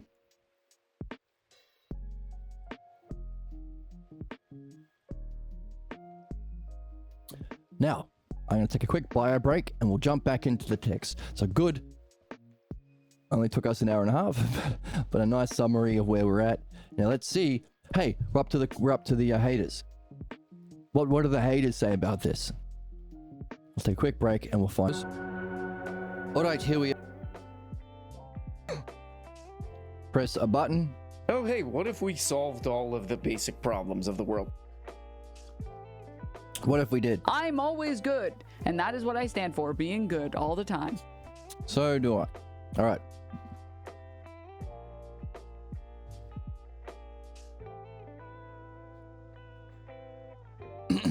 So, we've got a nice handy hypothesis in our back pocket about what it means to be a receptive soul, a receptive mind, receptive self, and the activities that are associated with that: reading, dialectic, and dream analysis. The kind of activities that we do as a result: Usia, reflect, talk with our friends, try and solve the puzzles together. That's what we talk about over coffee. Be a dialectician. Be a dialectician of dreams. The subsequent model that we would come to know ourselves. The dialectic, divine luminosity, knowing the self, and that for the sake of which we do all of those things, to perhaps join with the source or self, with that art in our back pocket as the Dream Master?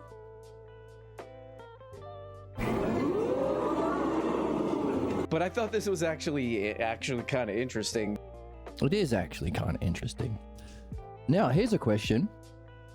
What if you are raised in a society that is so oppressive and tyrannical because it's ruled by believers politically, and the church, again, belief. And of course, belief functions as the nature of human suffering and cruelty, and in opposition to those things that we've just realized is our literal purpose for being here. Well, there was one guy who tried to help, Dionysius the Areopagite, whose writings became the cornerstone for Christian metaphysics. Were actually a work designed to appear to be a follower of Paul.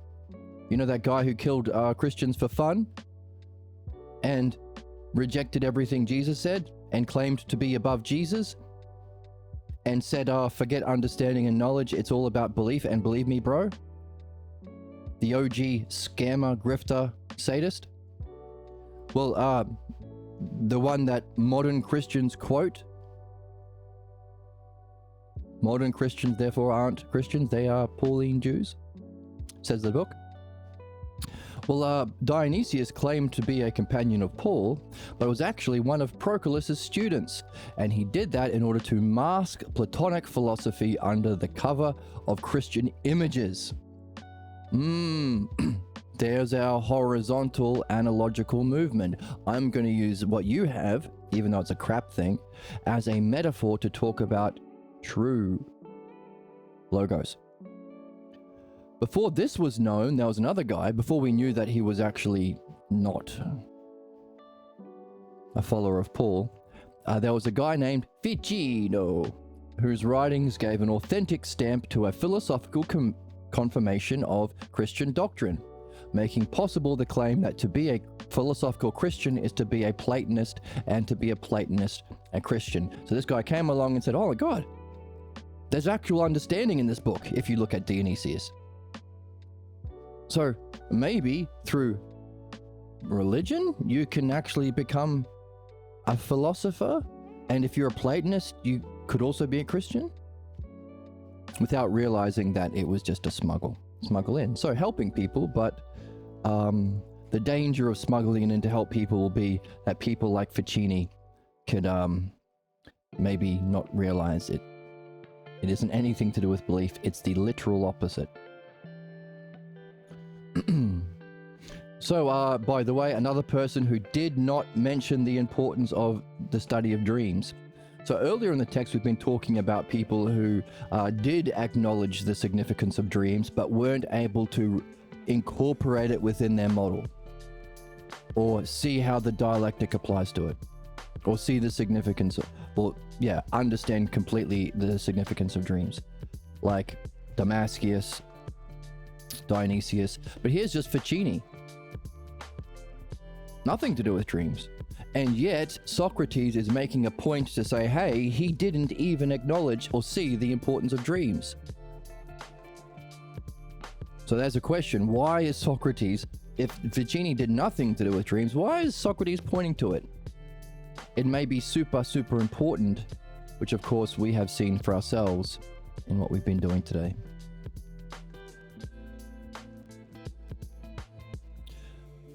Ficini says Jesus brought about the marriage of the demands of faith with the higher use of reason. Reason illuminates the soul with truth, and in that union we can find another division. He is a bridge builder between the two. While we may sing him praises, he is no longer regarded as worthy of study and contemplation. As you know, he believed Dionysius' works were genuine, and that Dionysius was a companion of Paul, so after the discovery that he wasn't, people cast Ficino aside. Two parts here.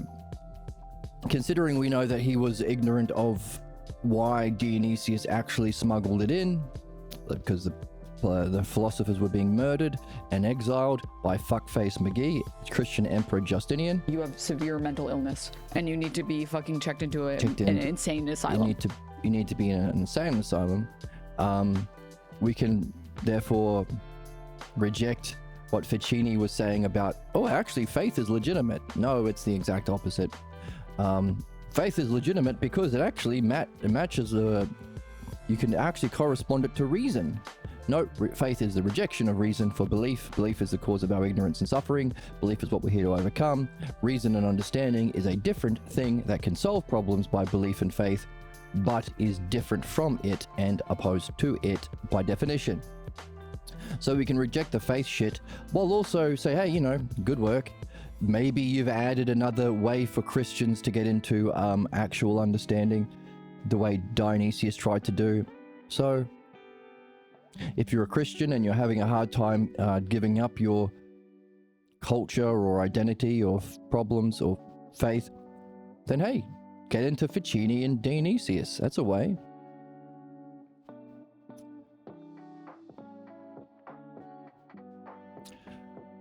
Your idea of Ficini can be regarded as a bridge builder leaves out the primary role that Ficino played in his life. He built this thought upon one who was in disguise, Dionysius. Kind of the opposite of Paul. Paul was in disguise as a follower of Jesus while doing the opposite. Dionysius was in disguise as being a follower of Paul while doing the opposite. Only Paul bad, Dionysius good. To Paul we say, Moron. You absolute fucking buffoon. You goddamn idiot. goddamn idiot. Then I find Do freaks. Freaks. That's anti-feminist in some way. In many, many ways. It's not hard to see with Paul and Christianity. So, built his thought upon a disguise and only appeared to be loyal to the core beliefs of Christians while interpreting them in terms of the alternate system, Platonic philosophy. Good heavens, says Jesus. It appears we have another member in the family of interpreters. What would you call him?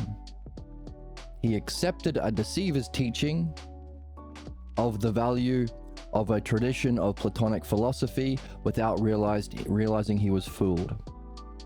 He passed on the writings of Hermetic philosophy as well as translations and commentaries on Plato's dialogues, and did commentaries on Parmenides, but of course excluded the value of dream work.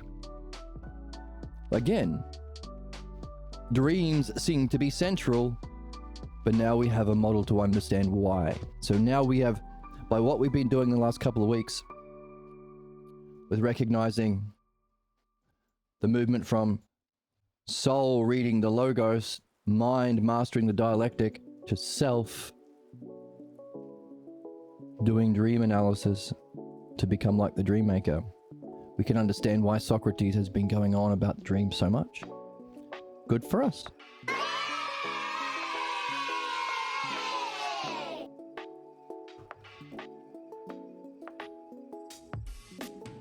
He excluded the value of dream work. His work became a synthesis of two traditions until it was rejected. So, also through the book, remember, the dialectic that we are mastering as our ideal functioning of mind in the ideal activity of dream analysis, as the ideal activity of man, that dialectic has 4 aspects. See? Now, in our model, we've actually saw that the dialectic has a mysterious 5th. That for the sake of which you do the dialectic, the first and final cause, the cause of the dialectic and the end result. The 5th cause. Remember, up here? So if we have materialism or strict dualism that opposes the use of the mind, we're just bodies, we're just atoms, we're just dust. Belief, same thing, the model, even materialists have a belief they haven't removed. Understanding the greatest cognitive function in time, knowledge, the experience of eternity. What's the cognitive function that's above that? What's number 5? We're calling it phronesis, maybe? The wisdom of self? The knowing of the paradigm that affects all of these other paradigms? So too, we have a question, hang on a second. If these categories of the dialectic perfectly match all these other terms, is there a that for sake of which cause? Perhaps to know and show the self as the dream master? Is our hypothesis from the book. So there are 4 uses of the dialectic, which match again our 4 and 5. So if that mysterious 5th, that for the sake of which is the dream maker, we could say, what are the 4 categories or aspects of the dialectic of the dialectic? You won't learn the dialectic unless you've been reading the philosophy books that we read. 2, Balboa translation of Plato and Pierre Grimes. Those are the 2 real philosophers we have to read. In essence, as you learn it, the truth about it, its highest demonstration or functioning is to remove what's false, midwifery. That's the most important thing we can do. Free ourselves from our false images. By the way, you have to be doing both together, and the greatest, what we've understood as dream analysis, our highest function, one way of understanding why it's so great is it's our guide for both or division. And having gone through it, we have to share it. We talk about talking about our reading with friends in the level of soul and logos. Practicing as a dialectician with our friends in the realm of mind and dialectic. Being a dream analysis person, dialectician with our friends in dream analysis in the realm of self. But we can actually add a 4th term now, creating dreams. Or whatever that would be in the realm of time. Creating works of art, mythology, sharing it. The difficulty with sharing it with those who need to learn it or haven't yet learnt it is that there are kinds of ways that we can interpret new truth, reflecting our level of soul and our kind of problem that we have. Remember, problems are caused by interpretation, caused by a belief, caused by an image of self. So but also those beliefs and negative activities function as to counter-attack or fight back against. That's our savagery against our own highest excellence and nature. Why is it everyone says, we're all entitled to our beliefs, and no one says, we're all entitled to understanding? Why is universal education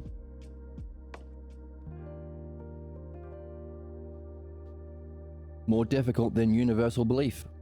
Everyone should have belief, but only the rich get to go to schools. And schools are going to be based on the religious model of professing the faith from professors and not learning how to do real education, read. Dialectic, dream analysis. Philo-dianoia, love of understanding. So, how we respond to the truth, we have to understand, because sharing is important. So far we've got those who reject the new and keep the old, just the most closed-minded freaks. Kant would say some fucking bullshit. Kant would say some It's a bullshit. total shit show. And it would be a total shit show. That's the worst. Claiming to speak for the new while remaining loyal to the old, a wolf in sheep's clothing, that's Paul. Taking a piece of the new and adding it as a patch on your old, that's like the Kabbalah, that's the patchwork coat model. Number 3. Number 4, that rejecter of the new, Paul, the wolf in sheep's clothing, there are those who will go along and reject them. That's the Gospel of Mark, the rejecter of the rejecter. Then you have the Gospel of John that supports the rejecter, bootlicker, someone who will join ICE, so long as they can cover their face, because they're a cowardly bootlicking bitch. Wrong. You're so wrong. Calm your fucking tits. Calm your tits. Freaks. They are freaks. Kant's a little fucking bitch. And little bitch. Number 6. Those like Plotinus, Plato, and Proclus who advance certain points and ignore other important points. So that's another... Hey, here's the new truth. Okay, yep, I like that. I'm going to advance that and that too. This I'm going to ignore. But what we've seen now is why the thing that they ignore... Well, they're into the logos.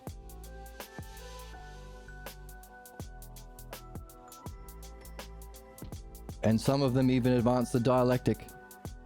Well, actually, they do. All of those people on the list do.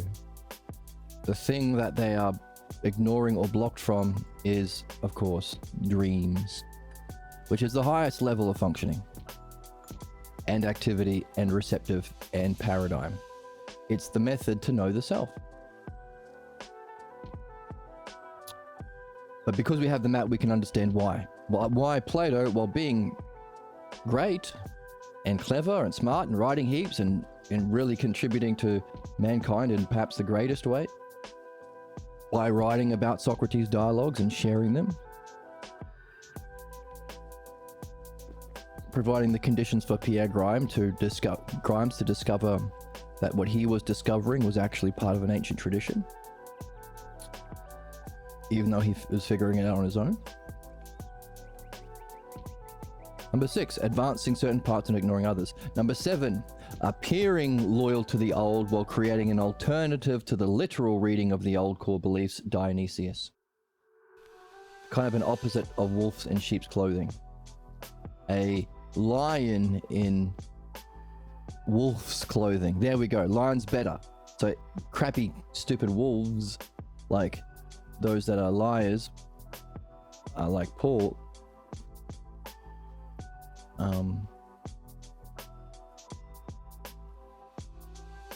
a lion pretends to be one of those wolves that are lying to the sheep. Religion. Liars saying, oh yeah, Jesus said, give me your money. And Jesus said, whatever I do is right. And Jesus said, ignore my crimes. Says all of the religious leaders, obviously. In principle. To whatever level they do it. Because it's belief. The fact that they are promoting belief is, again, an injustice. I'm going to pretend to be one of those bulls feasting on the sheep, when actually I'm a lion, trying to help the people. Now we have that 8th category, of how people might respond to truth. An interpreter who unwillingly Platonized Christian beliefs and added a new philosophical tradition. So he added to the tradition, okay, accepted the deceiver's tradition.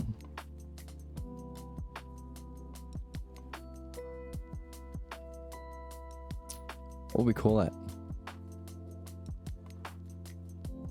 Fooled?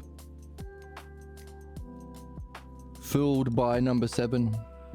Fooled by the lion in wolf clothing and tried to synthesize lion and wolves. How about that?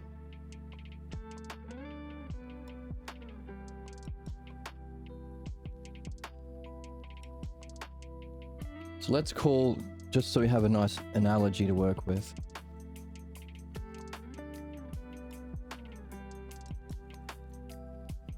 A lion in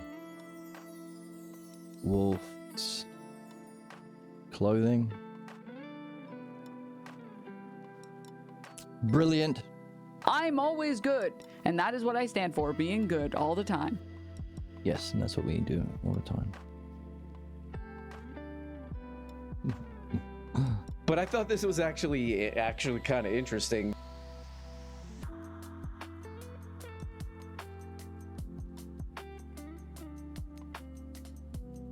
Someone fooled by the lion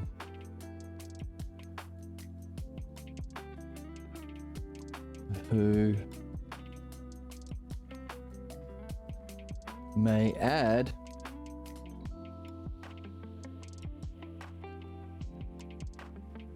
to the new, but also tries to synthesize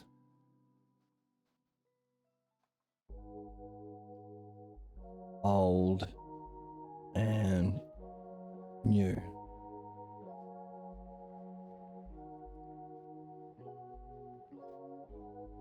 Together.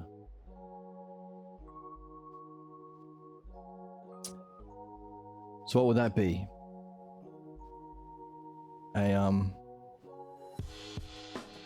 A lion and wolf both sides are. There are good people on both sides. Or what's a centrist? The fascists are wanting to blow up the world and abuse everyone for their sadism while extracting the most wealth, and they are the worst ever human beings. And the people on the left want to help everyone and meet universal needs universally. Universal income, universal healthcare, universal education. I don't see a difference. I'm a both sides are. Both sides are.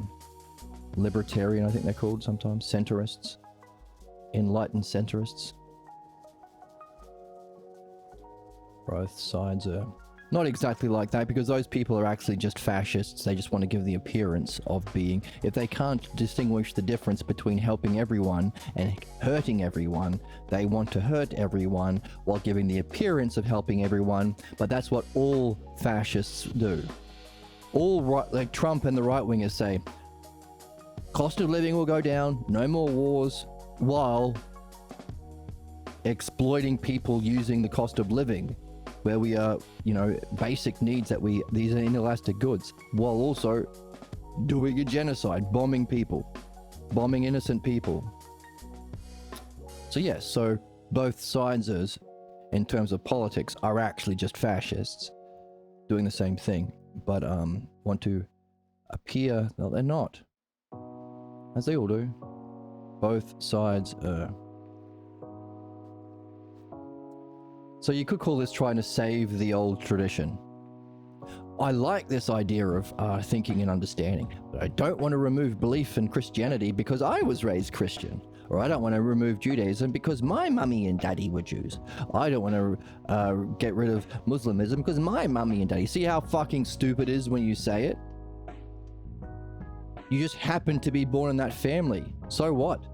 If you were born in the family across the street or over there, it would be some other bullshit you'd be trying to defend. It's so stupid. Even as a child, I never understood this. Because you have other people in your school. And it might not be religion that they're defending, but they're defending some way of being. And you're like, no, you're only saying that because that's what your whole house, what your parents do. That guy has completely different beliefs, and you're fighting each other over it. So stupid. If you were born there, you'd think what he thinks. Stupid. Anyway. Part of what we are here to learn, both sides are. And that is, of course, Ficini. How do you spell Ficini? F-I-C-I-N-O. It's a strange way of spelling Ficini. F-I-N... Damn it. F-I-C-I-N-O. Ficini is spelt F-I-G-I-N-O. Strange spelling. Ficino. To him we say... They're secretly turned on by it. Some are turned on by it. I think it's so awesome. Not that awesome. It's a little bit awesome, but it's also a little bit... You just blow in from Stupid Town? A little bit blowing in from Stupid Town. My soundboard is nonsense.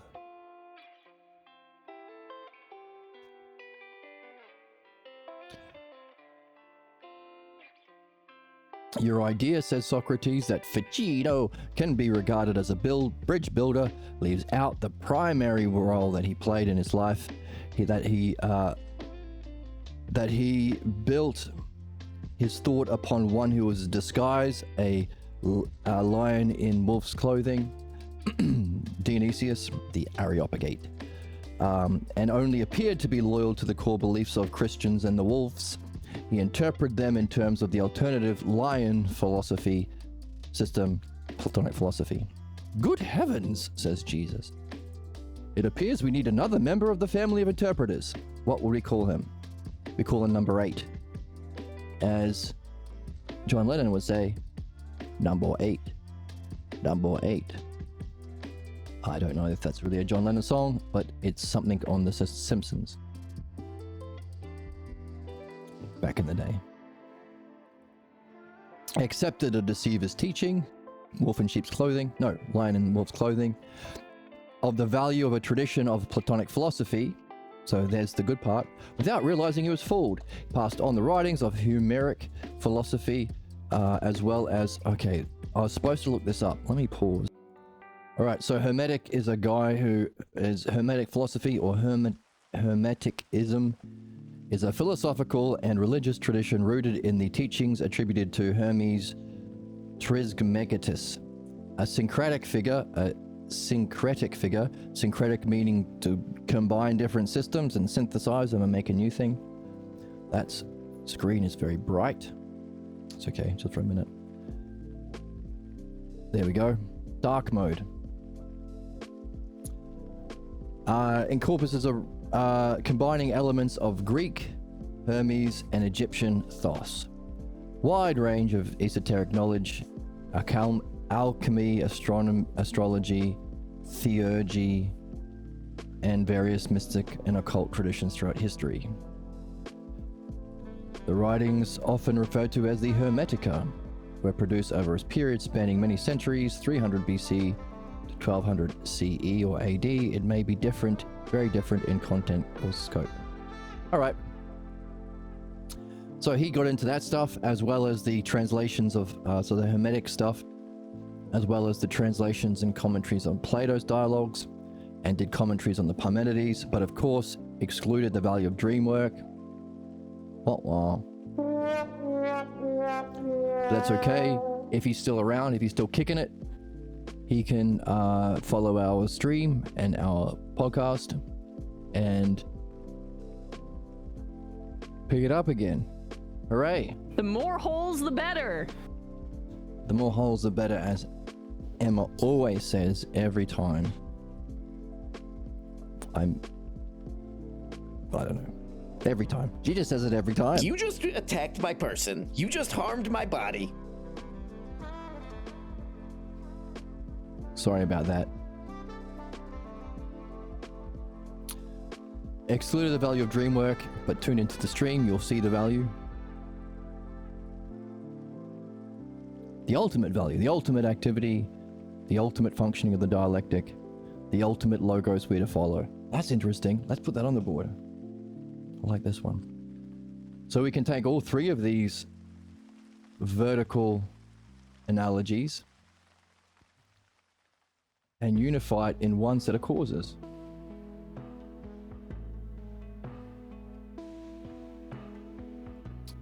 So the first set is to be receptive soul, receptive to rule by the logos. So we can say, hello, this one.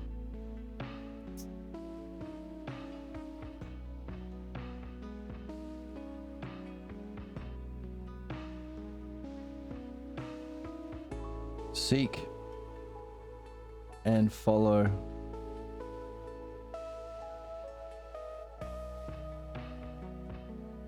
the logos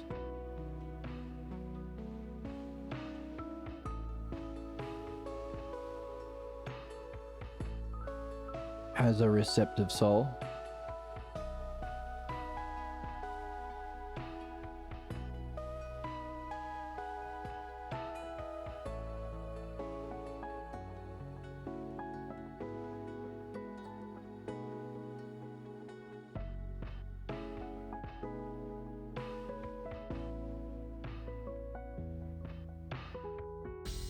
Seeking and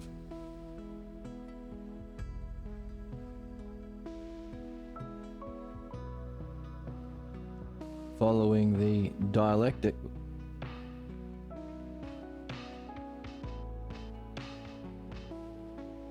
Oh, it's a different color. Let's go this way.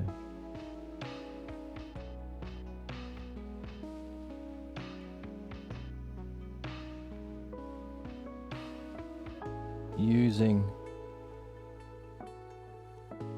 the dialectic as a receptive mind,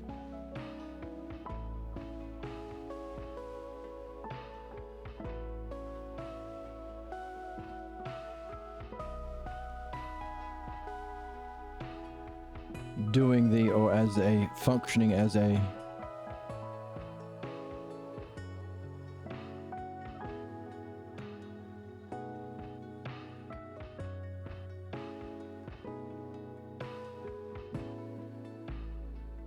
acting, doing,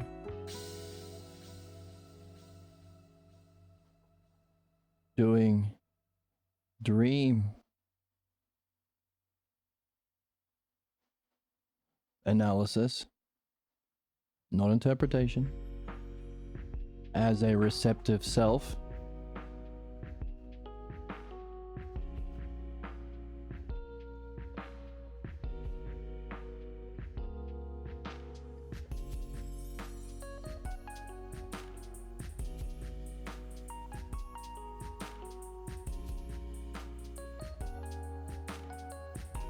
using the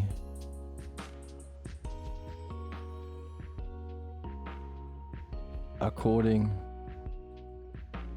to the paradigm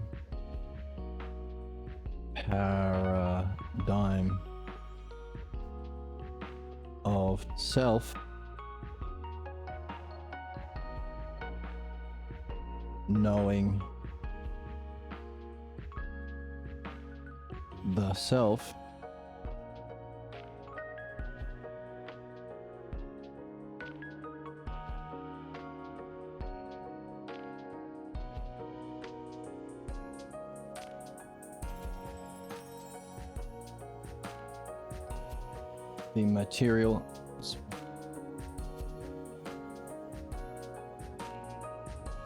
the material receptive cause,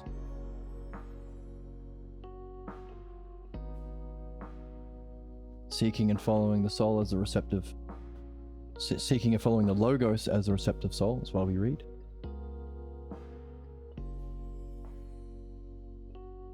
The activity cause. In the activity of the activity cause, using the dialectic. Hello, Jed, sharing, starting over your board. Right, so we have been putting together the text so far, all of the parts of the text into a giant map. If you want a summary of that, check out yesterday's. There's a 2-hour review, or the day before. We go through it all in parts. It's about 5 hours long, but we've been doing this for about last 2 weeks now. And we've seen that there are 3 primary sets of causes. There are 5 causes, of course. The receptive material cause, like to use the analogy of building a house, there has to be bricks. So these are the causes. If you want to build a house, you need the first cause. Billy needs a house to live in, right? To start the whole thing. You need material cause. You need bricks that are receptive to be builded with. So a material receptive cause. They're not going to build themselves. You need some sort of activity that are applied to those bricks. Building. You need someone to do that activity, the builder, the instrumental or the doer cause. You need some sort of map or model or blueprints, or paradigmatic cause. When you have all 4 of those causes met in their ideal conditions, they give rise to a whole new, greater whole. Functioning, Billy can now live in his house, have a family, play guitar, pursue his goals. A high level of functioning, much greater and a higher level than these 4 causes. You could even say there is a triad here, a doer, doing, and done, which is a triad here that follows a paradigm that incorporates all of it. The blueprints better account for all 3, better include what material you need at what parts of the house, the sorts of activity should be included in the blueprints, and what builders you need to do each of it. But we are not interested in building a house, we're interested in our soul.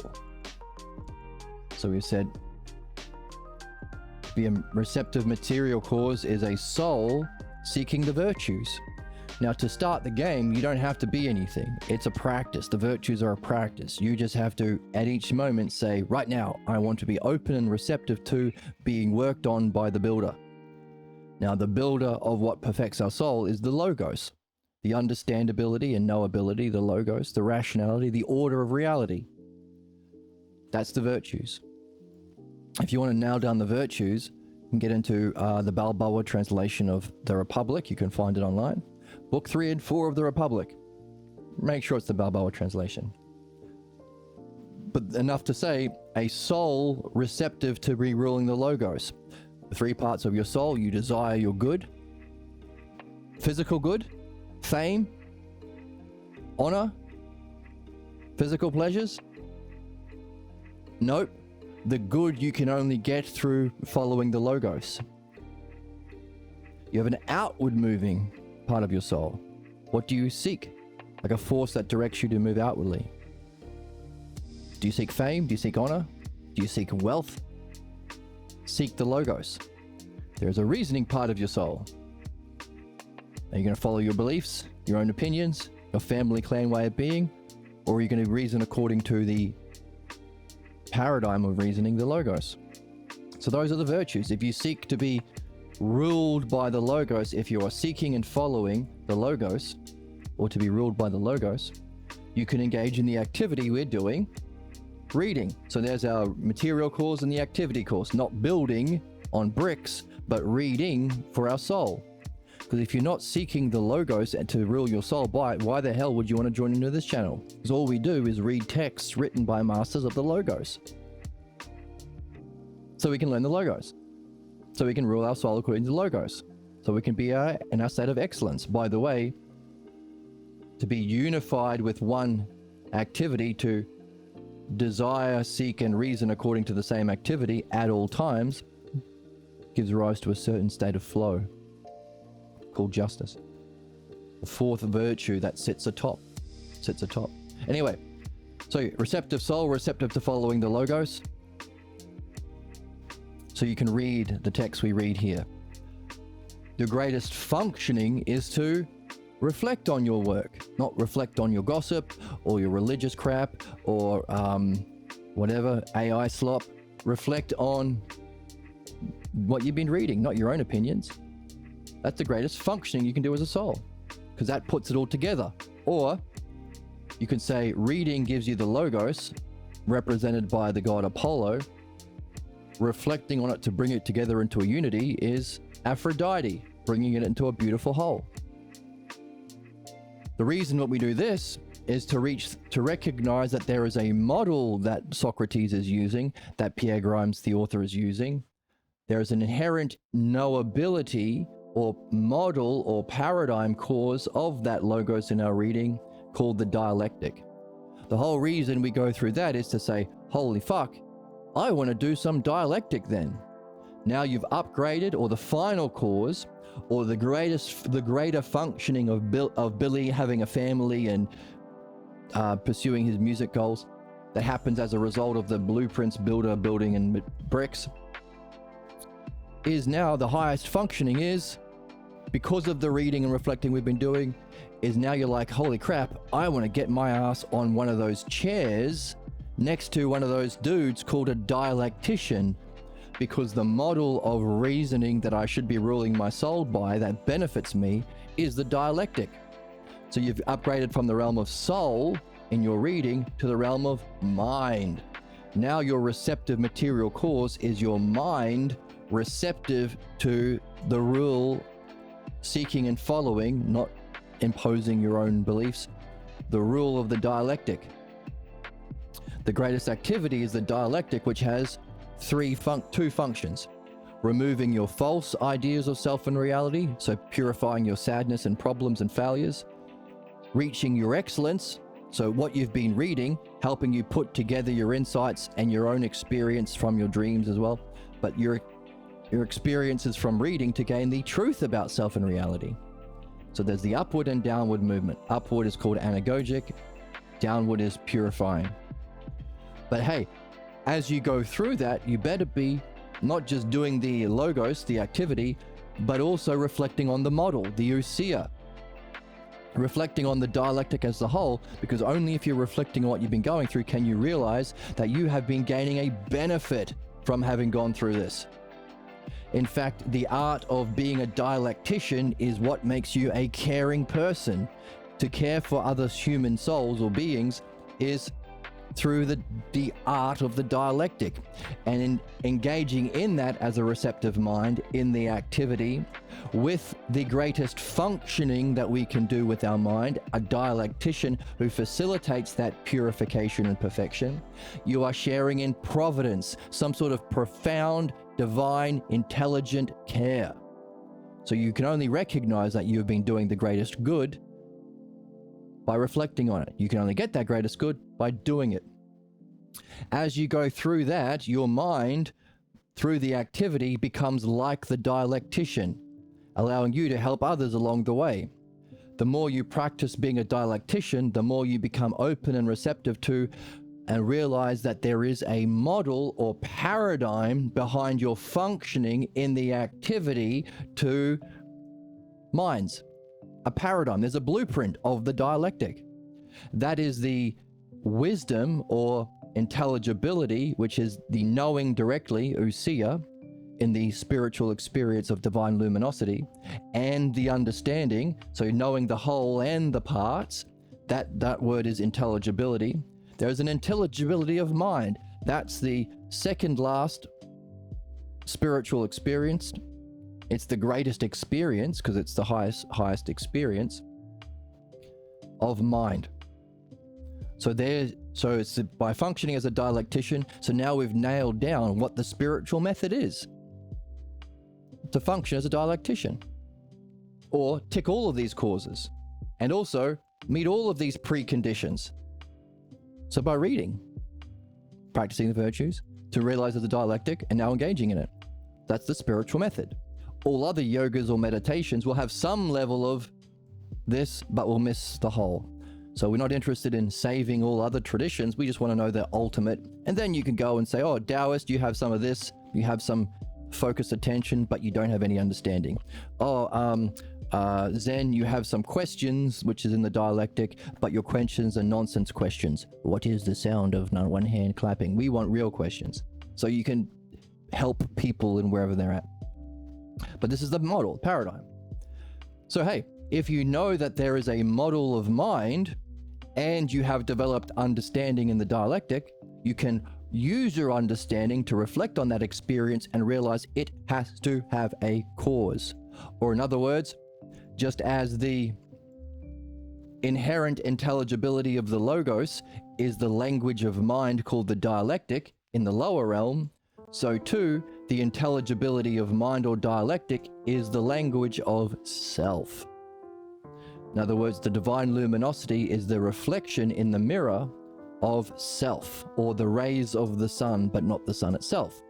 So why go through all that? Why go through all the activity of removing the cause of your problems, your false beliefs and images of self and reality? And why go through all the effort of perfecting your excellence, understanding and experience of actual reality, in understanding of self,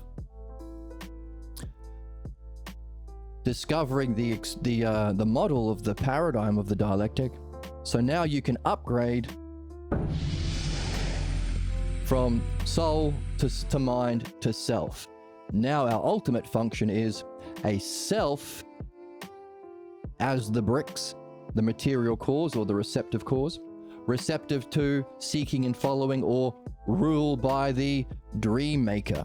You won't realize that you should be listening to your dream maker and following what that says unless you have been doing the dialectic, because you won't recognize that the master dialectician, greater than any dialectic you can find on the planet, is your dream maker. Not only does it give you the material that the dialectician can apply himself to, so there's our highest functioning cause, our greatest functioning, our true purpose of being a human being is to develop the use of that dialectic of mind applied to dream analysis.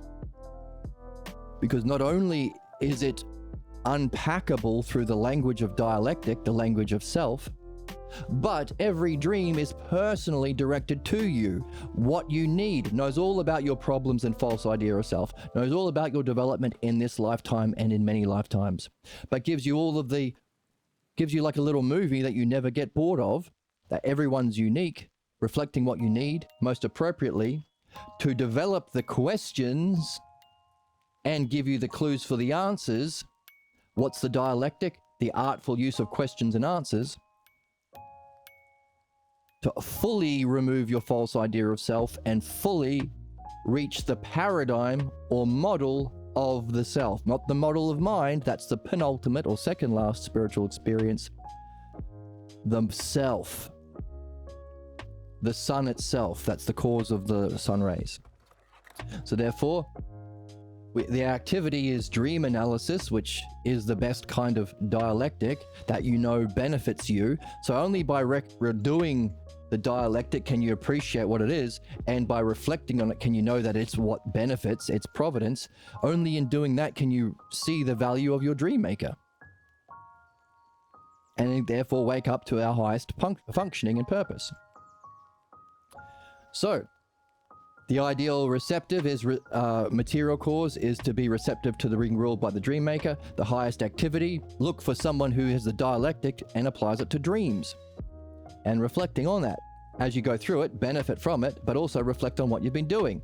That triad is our participation in caring and intelligibility on the highest level. The word for that is providence. This is the triad of providence. That can awaken you as you practice doing the midwifery to other dream analysis with your friends or partner. If you're lucky enough to find someone who has a good heart and good head, you can do it every single morning over eggs and toast, or avocado and toast if you fancy. That's a dumb, figured I said that. That's a dumb reference. To awaken the model that the dream maker must be using in creating the dreams itself. The intelligibility not of mind, not the wisdom of mind, but the wisdom of self, or knowing thyself. That's our method to reach our final, our goal of knowing the self. But that's not the final goal.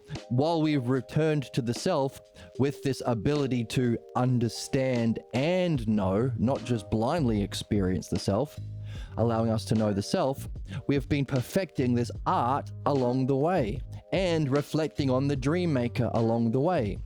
Therefore, according to the text, our ultimate purpose, or that for the sake of which, see this? You've heard of NSFW, not safe for work, but this is TFSW, that for the sake of which. Very funny. Dead-eyed, and I don't use this kind of terminology lightly, dimwits. Hey, it wasn't that bad. Die mad about it, bitch. Oh, okay.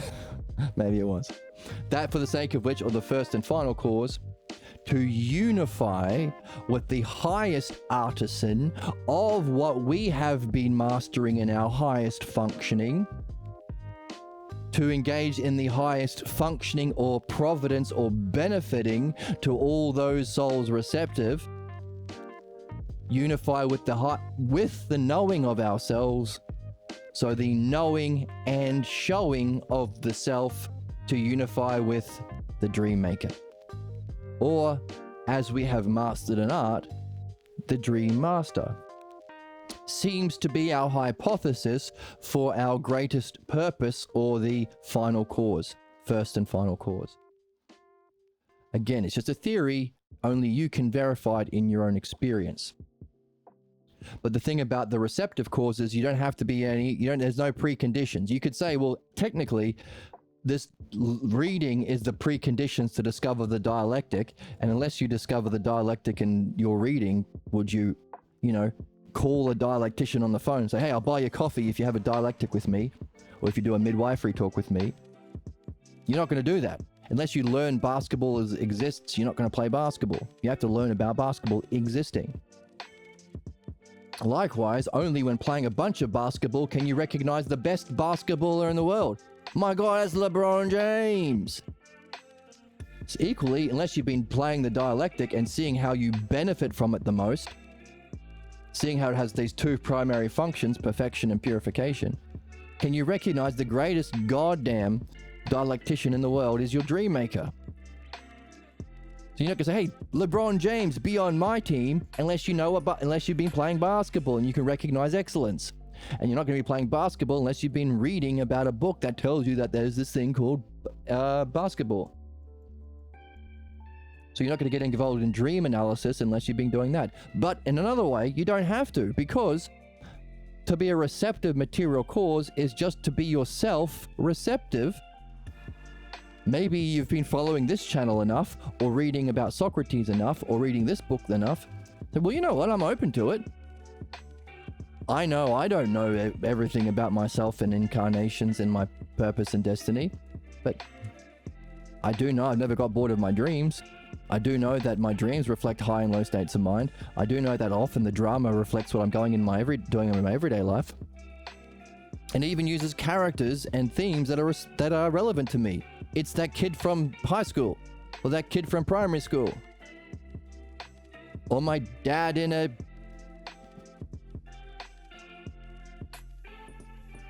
zombie mask. It's not my dad in your dream, so I'm open and receptive to it. In other words, the material cause is open to anyone who wants to play. Just like the virtues, practicing ruling your soul or unifying your soul towards the logos, isn't something you earn, it's something you practice. The virtues are a practice, like going to the gym. In other words, anyone can start reading as a receptive cause right now. It's something you do in every moment. Equally so, while, reading discovers the dialectic, you could say, well, actually, for whatever reason, I'm open to the dialectic. Maybe I've seen other dialectic talks, other midwifery talks. Or maybe this stream was as impressive that I am now a mind receptive to the rule of the dialectic. And equally so, I have dreams every night. So while these two stages seem to be preconditions, they don't have to be. Because you get dreams every night. I am myself receptive to the dream maker enough to record my dream as soon as I wake up, say whatever I get, even if it's only an image or only a sentence or only a state of mind, whatever you have, record it into audio as soon as you wake up before you do anything else. And now there's a new hack. You don't have to listen to the recording and type it up like we used to do. You can use these audio to text AI things that'll spit out in like 5 minutes a transcription or less. And if you've got friends in your life, say, hey, let's meet for coffee.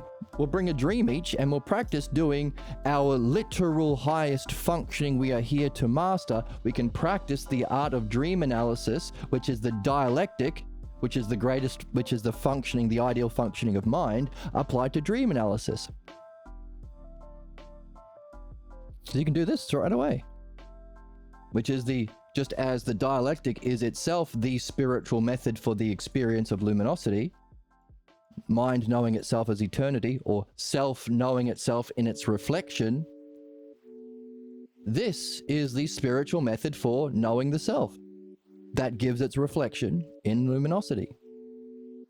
So you can play any time. What we're seeing now is, therefore, you could summarize all of this and say, well, the ideal... What the hell is that? It goes down here. The ideal receptive course to bring it all together into one model is to seek and follow the logos as a receptive soul, which includes our reading, following the logos of the dialectic, and following the logos of the dream master, following the language, reasoning, unfolding structure of the texts, the dialectician, and the dream maker. It's a win-win-win. It's a win-win-win-win-win-win-win-win. The ideal activity cause would be using your mind, using the dialectic, engaged in some activity of the dialectic. Which is something, again, you don't project your beliefs, or you don't ignore. Remember, beliefs cause interpretation. That's what's the cause of our problems. We project what isn't there. We're carrying our beliefs. You project your beliefs onto what's there when it isn't. or what you carry about your beliefs cause your blind spots. So to leave out what is or to project what isn't is interpretation. We're not doing that. In other words, the dialectic unfolds through reality on its own. We just follow it. Just as the logos isn't something, well, I believe women are less than men. Now, there's no evidence to show that in our reality, and there's lots of evidence to show that that's terrible, oppressive, and causes many problems and suffering. I want to make laws that project my beliefs instead of make laws that reflect reality. That's the nature of religious and political ignorance and suffering. We are aligning our souls to the inherent harmony of reality. That's to be ruled by the logos. We use our mind to follow the inherent unfolding of the structure of those laws of reality. That's the dialectic. That's our greatest activity. Our greatest functioning cause, or instrumental cause. Instrumental is a fancy word that old people used to use to talk about this one. So let's use functioning instead, it's a bit better. Functioning cause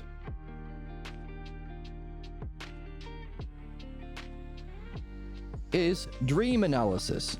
So selves receptive to knowing themselves use in the activity of mind called the dialectic, receptive to minds receptive to the dialectic,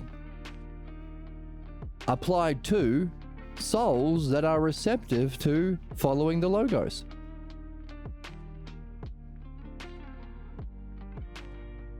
Resulting in the ultimate model or paradigm, cause,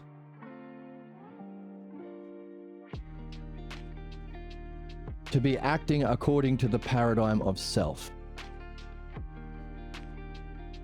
Knowing the self. Which includes its shadow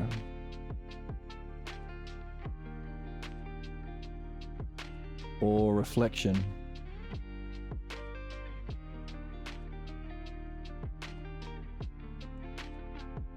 Mind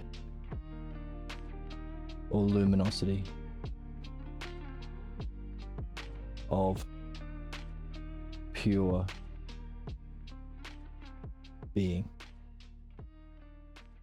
So this is the wisdom, but this is the higher kind of wisdom, because this is inherent in this. So put that in brackets. So the ultimate paradigm isn't the luminosity, it's that which contains the luminosity in a higher, more transcendent way. That's what the paradigm is. Isn't that neat? And that for the sake of which we do those things, that for the sake of which cause, also the first and final cause,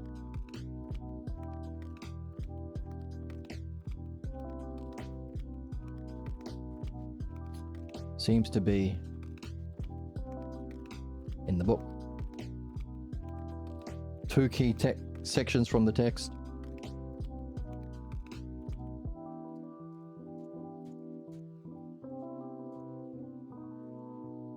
Man as a whole is part of the struggle to know thyself, the ultimate paradigmatic cause, or model or blueprints.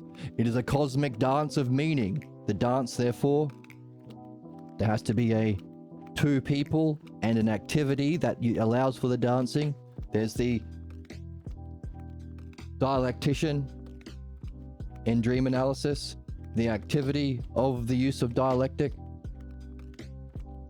on souls. So a dialectical mind, dialectical soul, dream analysis self. There's the dance. To know the self. That's the paradigm. The cosmic dance of meaning ends, so there's an end or final cause, when there is nothing left to learn, and the race of man ends in the state. Oh, the final cause is some sort of state. No longer of man. Oh, we're not in that game below anymore. Billy is no longer worried about bricks and building materials and hiring builders and who's got the best skill of building. He is now having a family. No longer in that realm anymore. That's lower. That part sucked. Now he's living his life. In a state no longer of man, but that to which he has joined himself. So joining. So a state.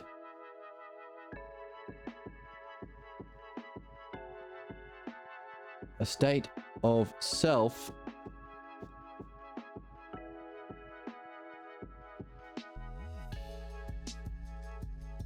Not of man, but joined with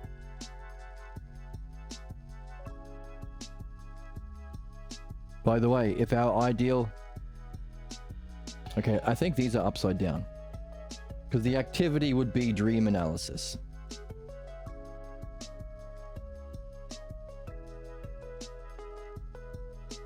I think.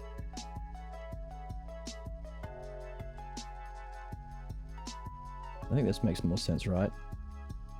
The functioning of the dialectic in your mind in the activity of dream analysis to reach the self and purify the false idea of self. Only to those who are receptive souls, people who think they know better, they're not on the chair, they're not in the game.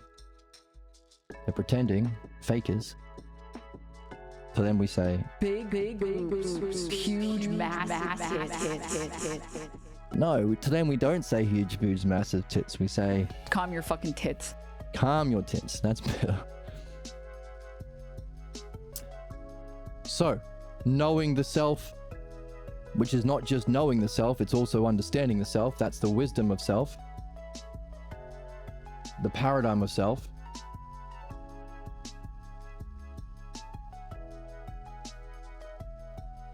So let's take knowing the self out, be more accurate. Understanding and knowing the self as the wisdom of self, or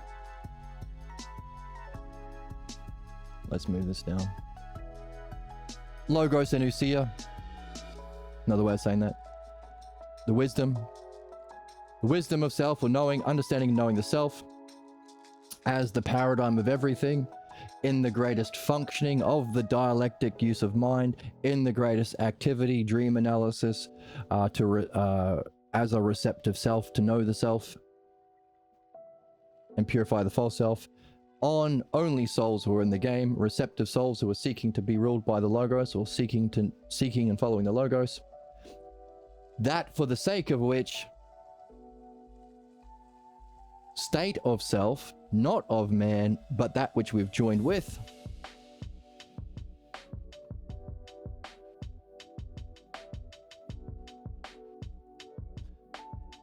and this idea of joining with is also in another part of the text.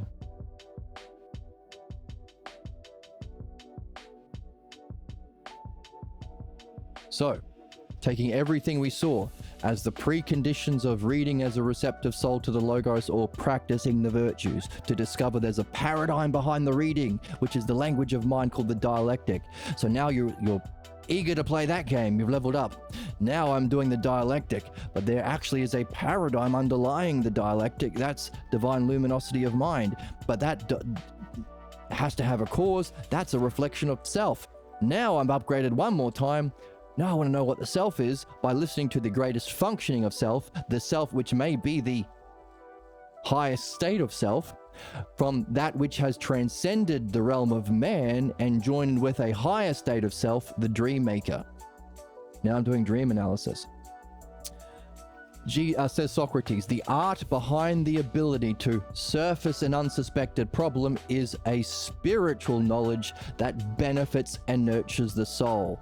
There's our spiritual knowledge or wisdom and the providence. We call the maker of dreams the dream maker. Funny that. And we bring to light these profound dreams.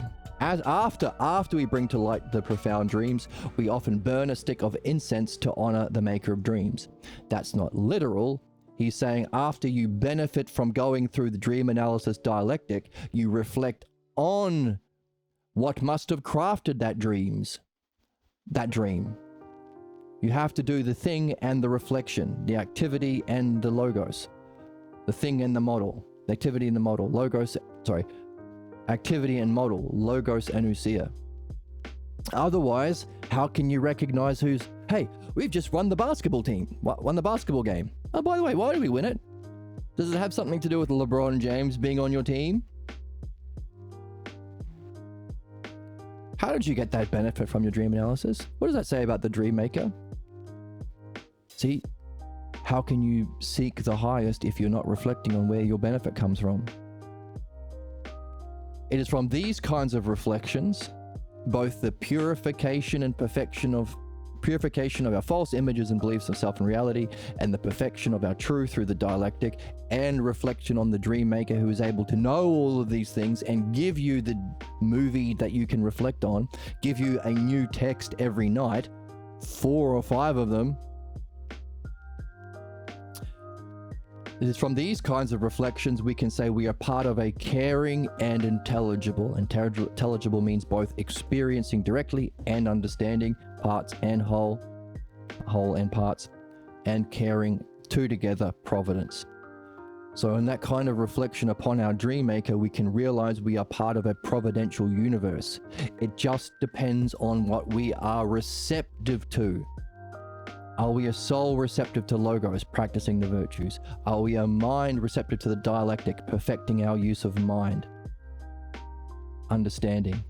And are we a self receptive to the dream maker to reach our ultimate knowing and showing of self?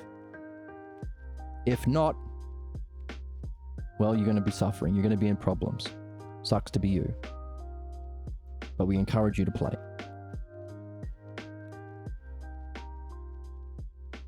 So only in reviewing and doing dream analysis can you realize you are part of an intelligent and caring universe, providence, intelligible, cosmos that we participate in that way, in that dance, and can become in union with.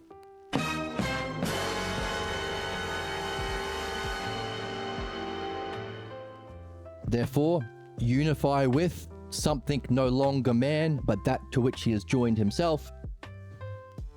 Weaving together these parts of the text, we can create a final set of causes that incorporates those 3 levels: soul, mind, and self.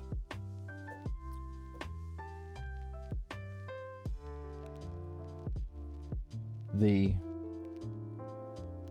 dream maker. Not just a master dialectician in your functioning, but making the work to reflect on too. Isn't that a higher functioning? The dream maker. To be a soul receptive to following the logos. As a self receptive to dream analysis. Oh, see, I want to move this around. Move that back.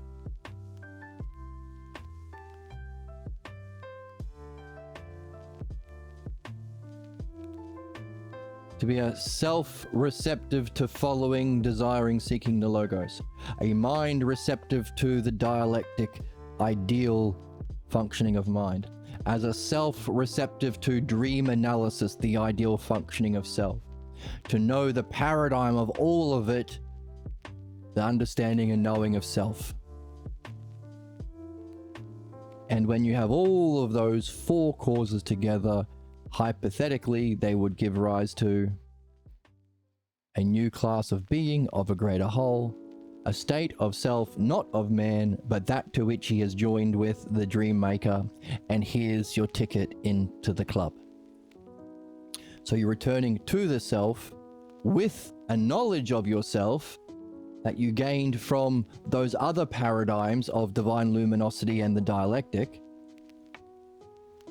I'm going through those stages, but also with the dance, with the art.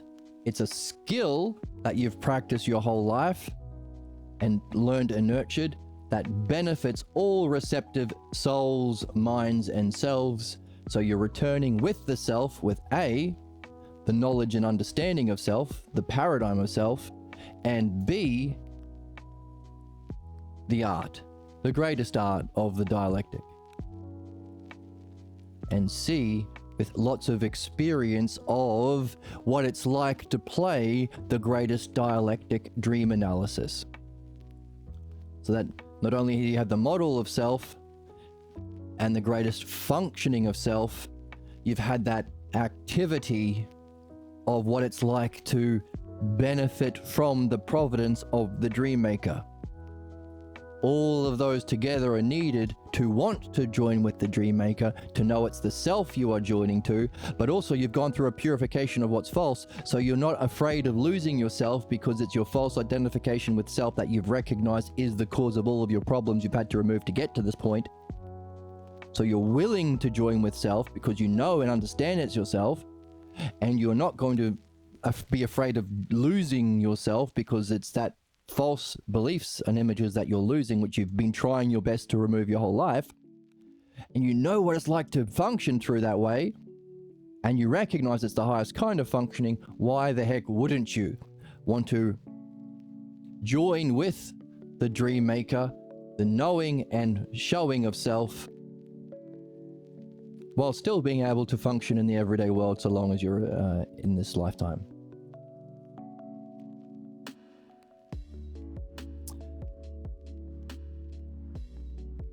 So here's a nice summarized version of the 5 ways of answering the question, what is the meaning of life?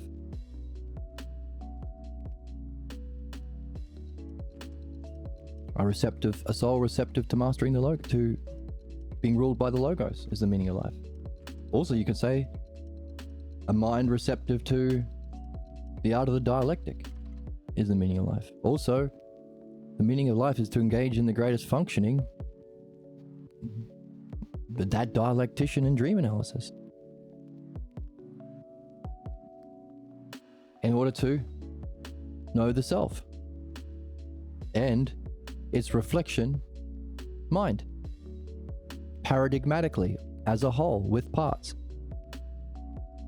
so that you can bring all of those together as the necessary preconditions for our ultimate cause, the first cause or the source, self, but also our final cause, that for the sake of which to return to the source as self, with the 2 kinds of wisdom and our highest functioning with us in our back pocket.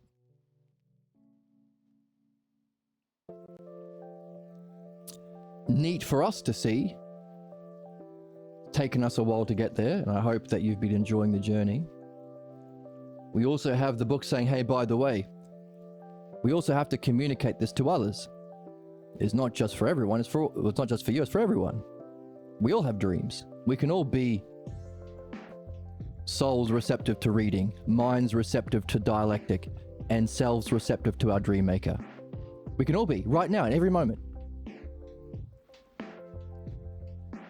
You can say, well, one leads into the other, sure, but also, doesn't have to. If you want to start, why not go for broke? As Socrates would say, you can move fast like a thief. You don't have to be a slow-moving paladin going through all of the proper stages like you're good and supposed to. You can also move quickly like a thief. I'm going to be reading. And when I'm not reading, I'm going to be doing the dialectic. And every day I'm going to do dream analysis. And in everything else that I do, I'm going to be looking for the dialectical structure within that art, so I can make sure that whatever I'm doing else as a hobby or activity or job, I'm doing it to benefit myself in my mastery of the dialectic, and others in the use of the dialectic to analogically, as we've got on the board, match whatever I'm doing in building or painting or cooking or music playing with the purification of our problems. So the audience member, I can help them see their problems and purify that and perfect their development. So you can do it at all times. It's a win-win-win-win-win. It's a win-win-win. But I want to. The more they're secretly turned on by it. And you'll be secretly turned on by it, which is actually what we've also seen in the text. Fantasies. Fantasies are what you're turned on by.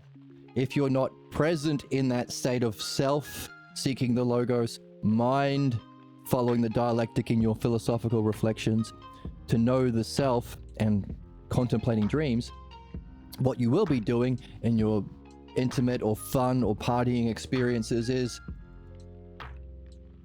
fantasizing or projecting your false images, which will just further entrench you in your problems. So in other words, love and logos. Do it at all times. Puts you in that flow state of justice.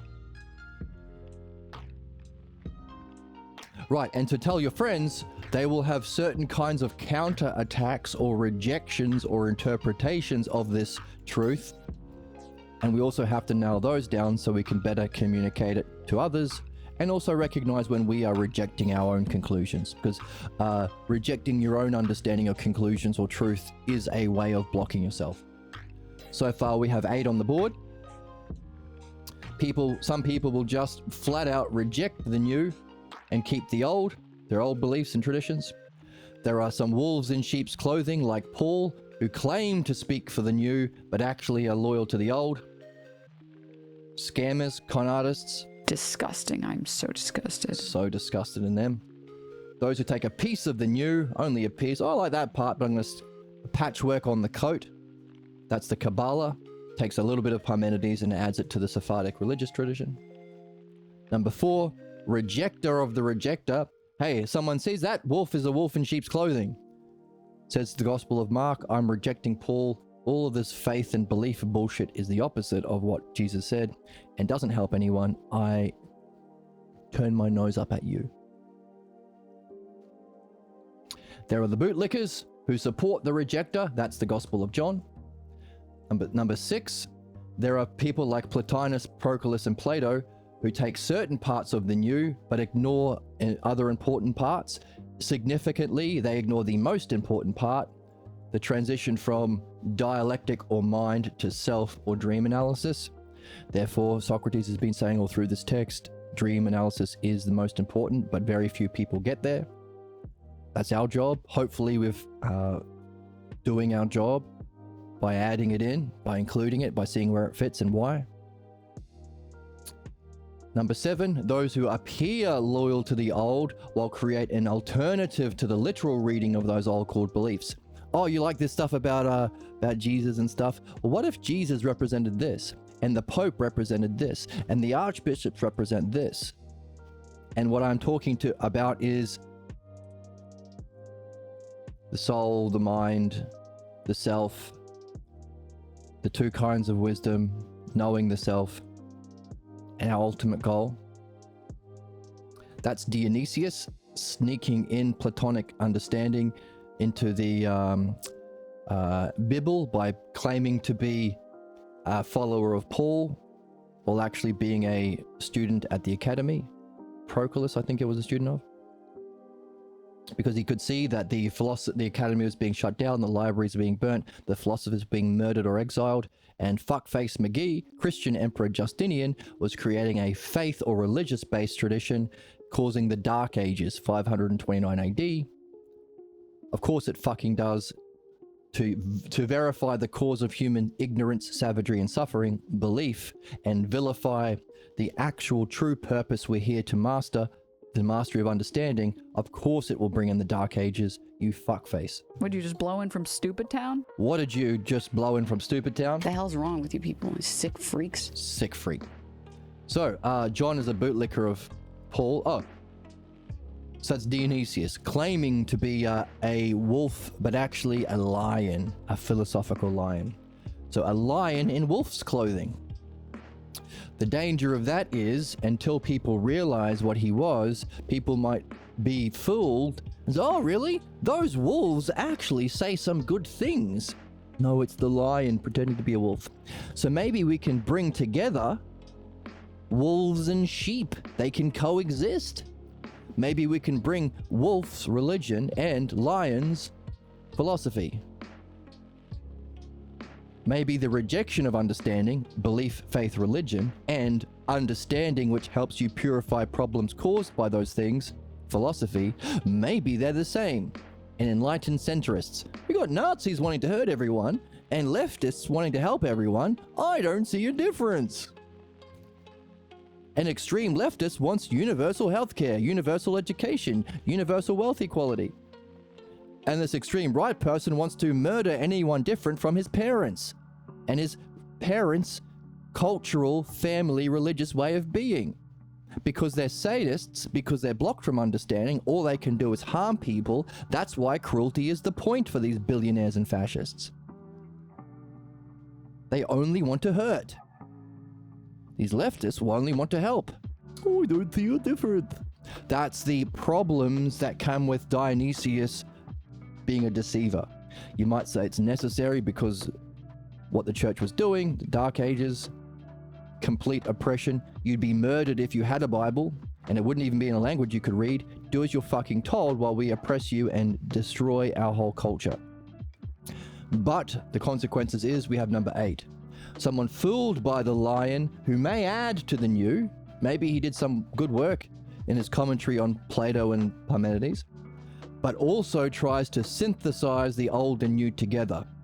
Wolves, lions and wolves, both sides are. Both sides have good points. Wolves and lions. Lions who want to help everyone and all of the animals in the savannah, and wolves who want to lie and cheat and eat all the sheep. Maybe we could bring them together. Is one way. Sometimes that's called trying to save your old beliefs.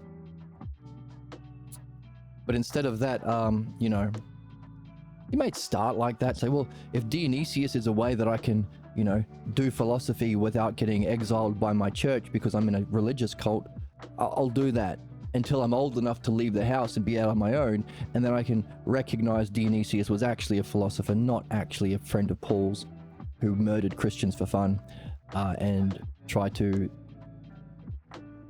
pretend to be Jesus, as to speak for Jesus when he was trying to shit all over him. I'm going to think for myself now. So there is maybe a benefit to number 7, but there are also downsides, giving rise to people like Ficino, who didn't realize he was being fooled. So that's where we are in the book. Again, whoops. Lots of review, lots of reflection. Thank you, Reeve, for asking your questions, giving us one more time to review we did a 5-hour review 2 streams ago, then a 2-hour review, and then 1.5 hours. And now, because I tried to go through it even more quickly, I think maybe in answering Reeve's question, we went from that 1.5 hours down to half an hour.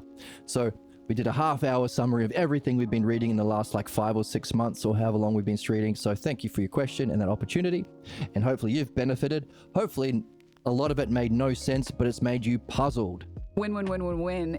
Because being puzzled and curious is what we're after. Because it's no use just believing this jabroni. See it for yourself. Have fun for yourself. And also, it's your seeing it for yourself that allows you to move from the receptive participant, the material cause, through the activity of reading into the functioning, ultimately to be a dialectician yourself.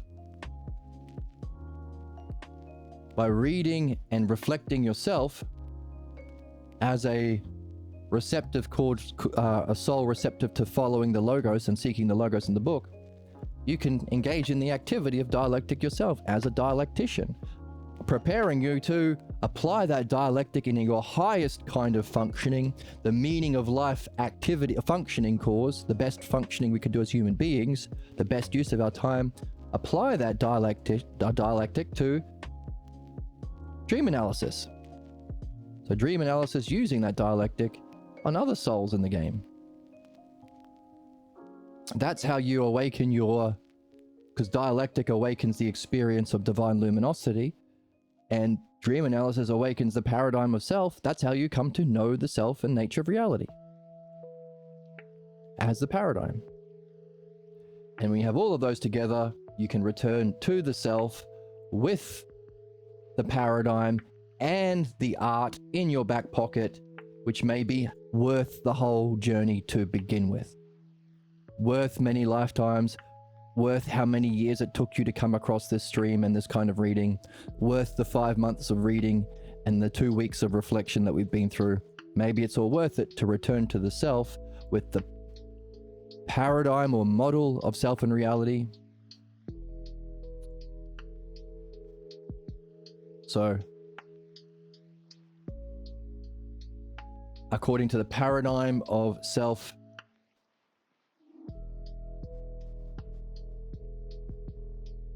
and reality, remember the two things that we've been seeking: a purification of our false images of, and a perfection of our true understanding and knowing of.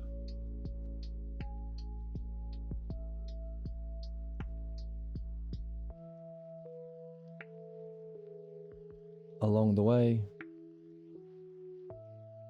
we just make some space up in here.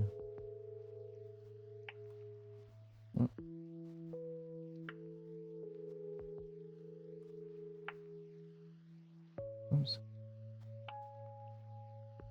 Play a drop. Cool as a cuke.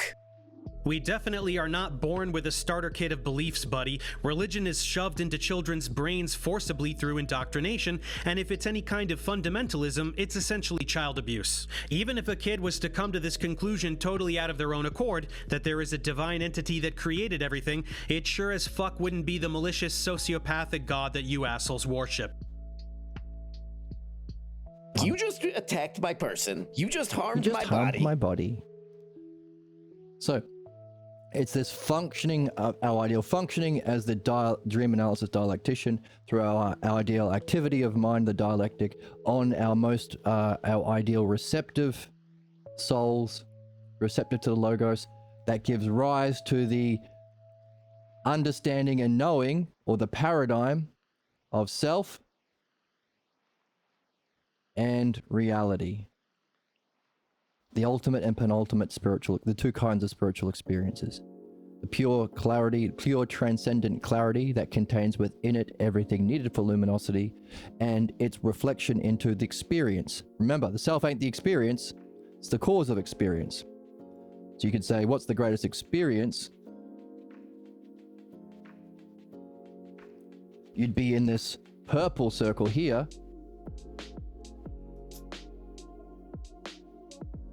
Our crappy experiences, belief and pathologos, ignorance.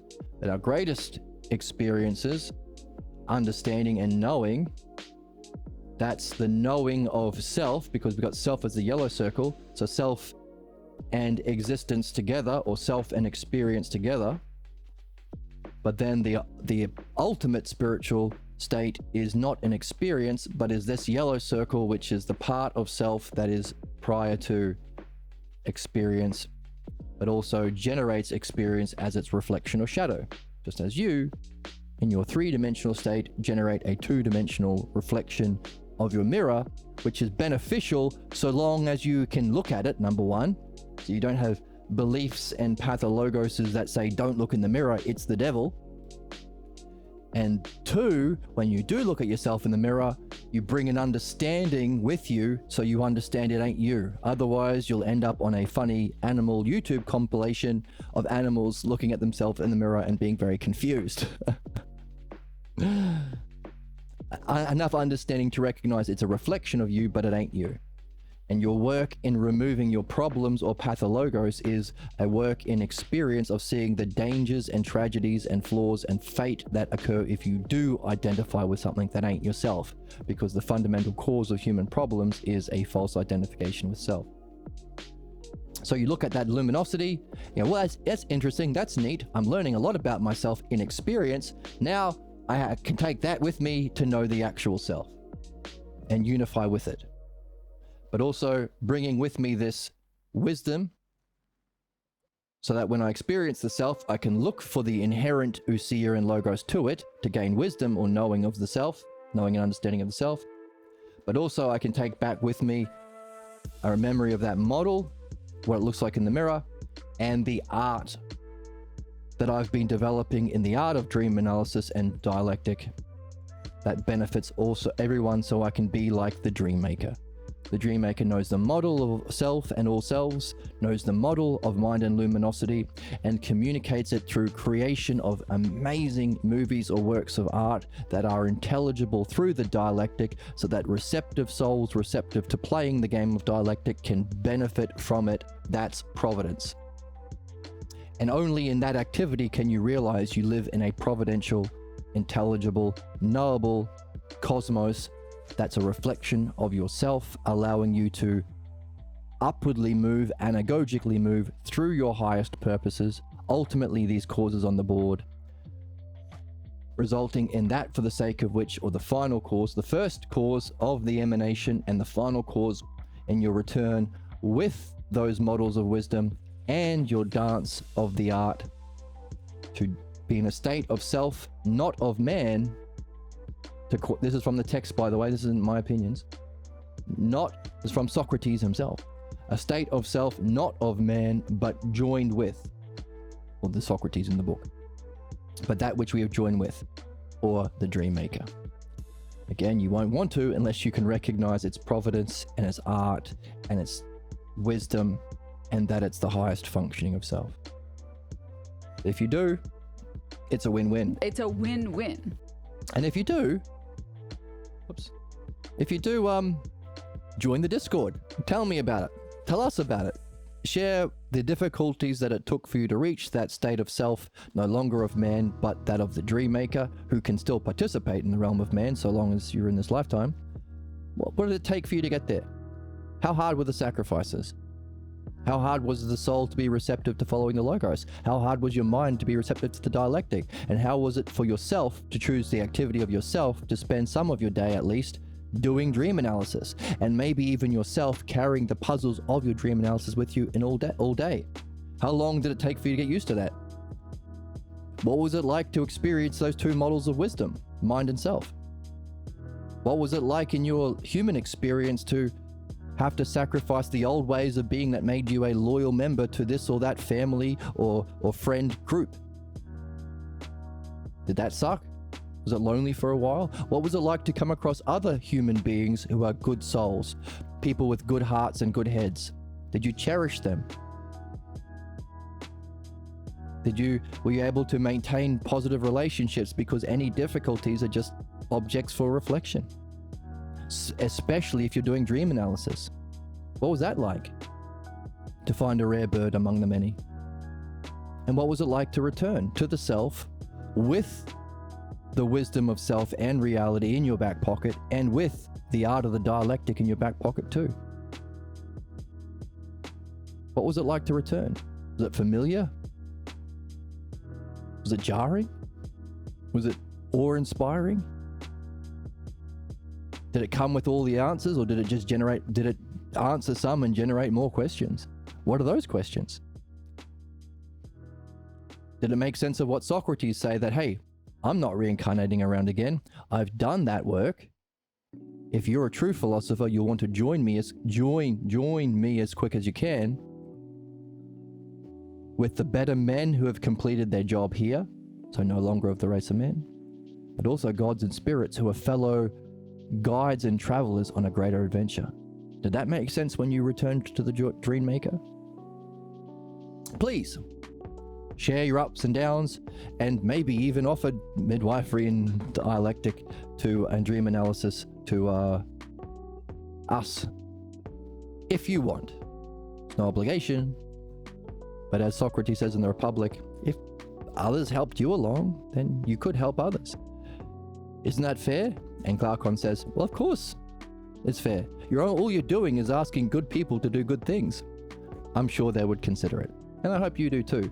If you want to join the Discord, there is a link below, and I would love to hear those things if you get there, when you get there, or just how you're going along the way. If you want to donate to the channel, that is a huge help, and there is a link below. And if you want the PDF, you can find a link to that below as well. And thank you for joining me. I will see. I promise to continue reading next time. But this was a nice review. I enjoyed this one. And I hope to see you in the next one.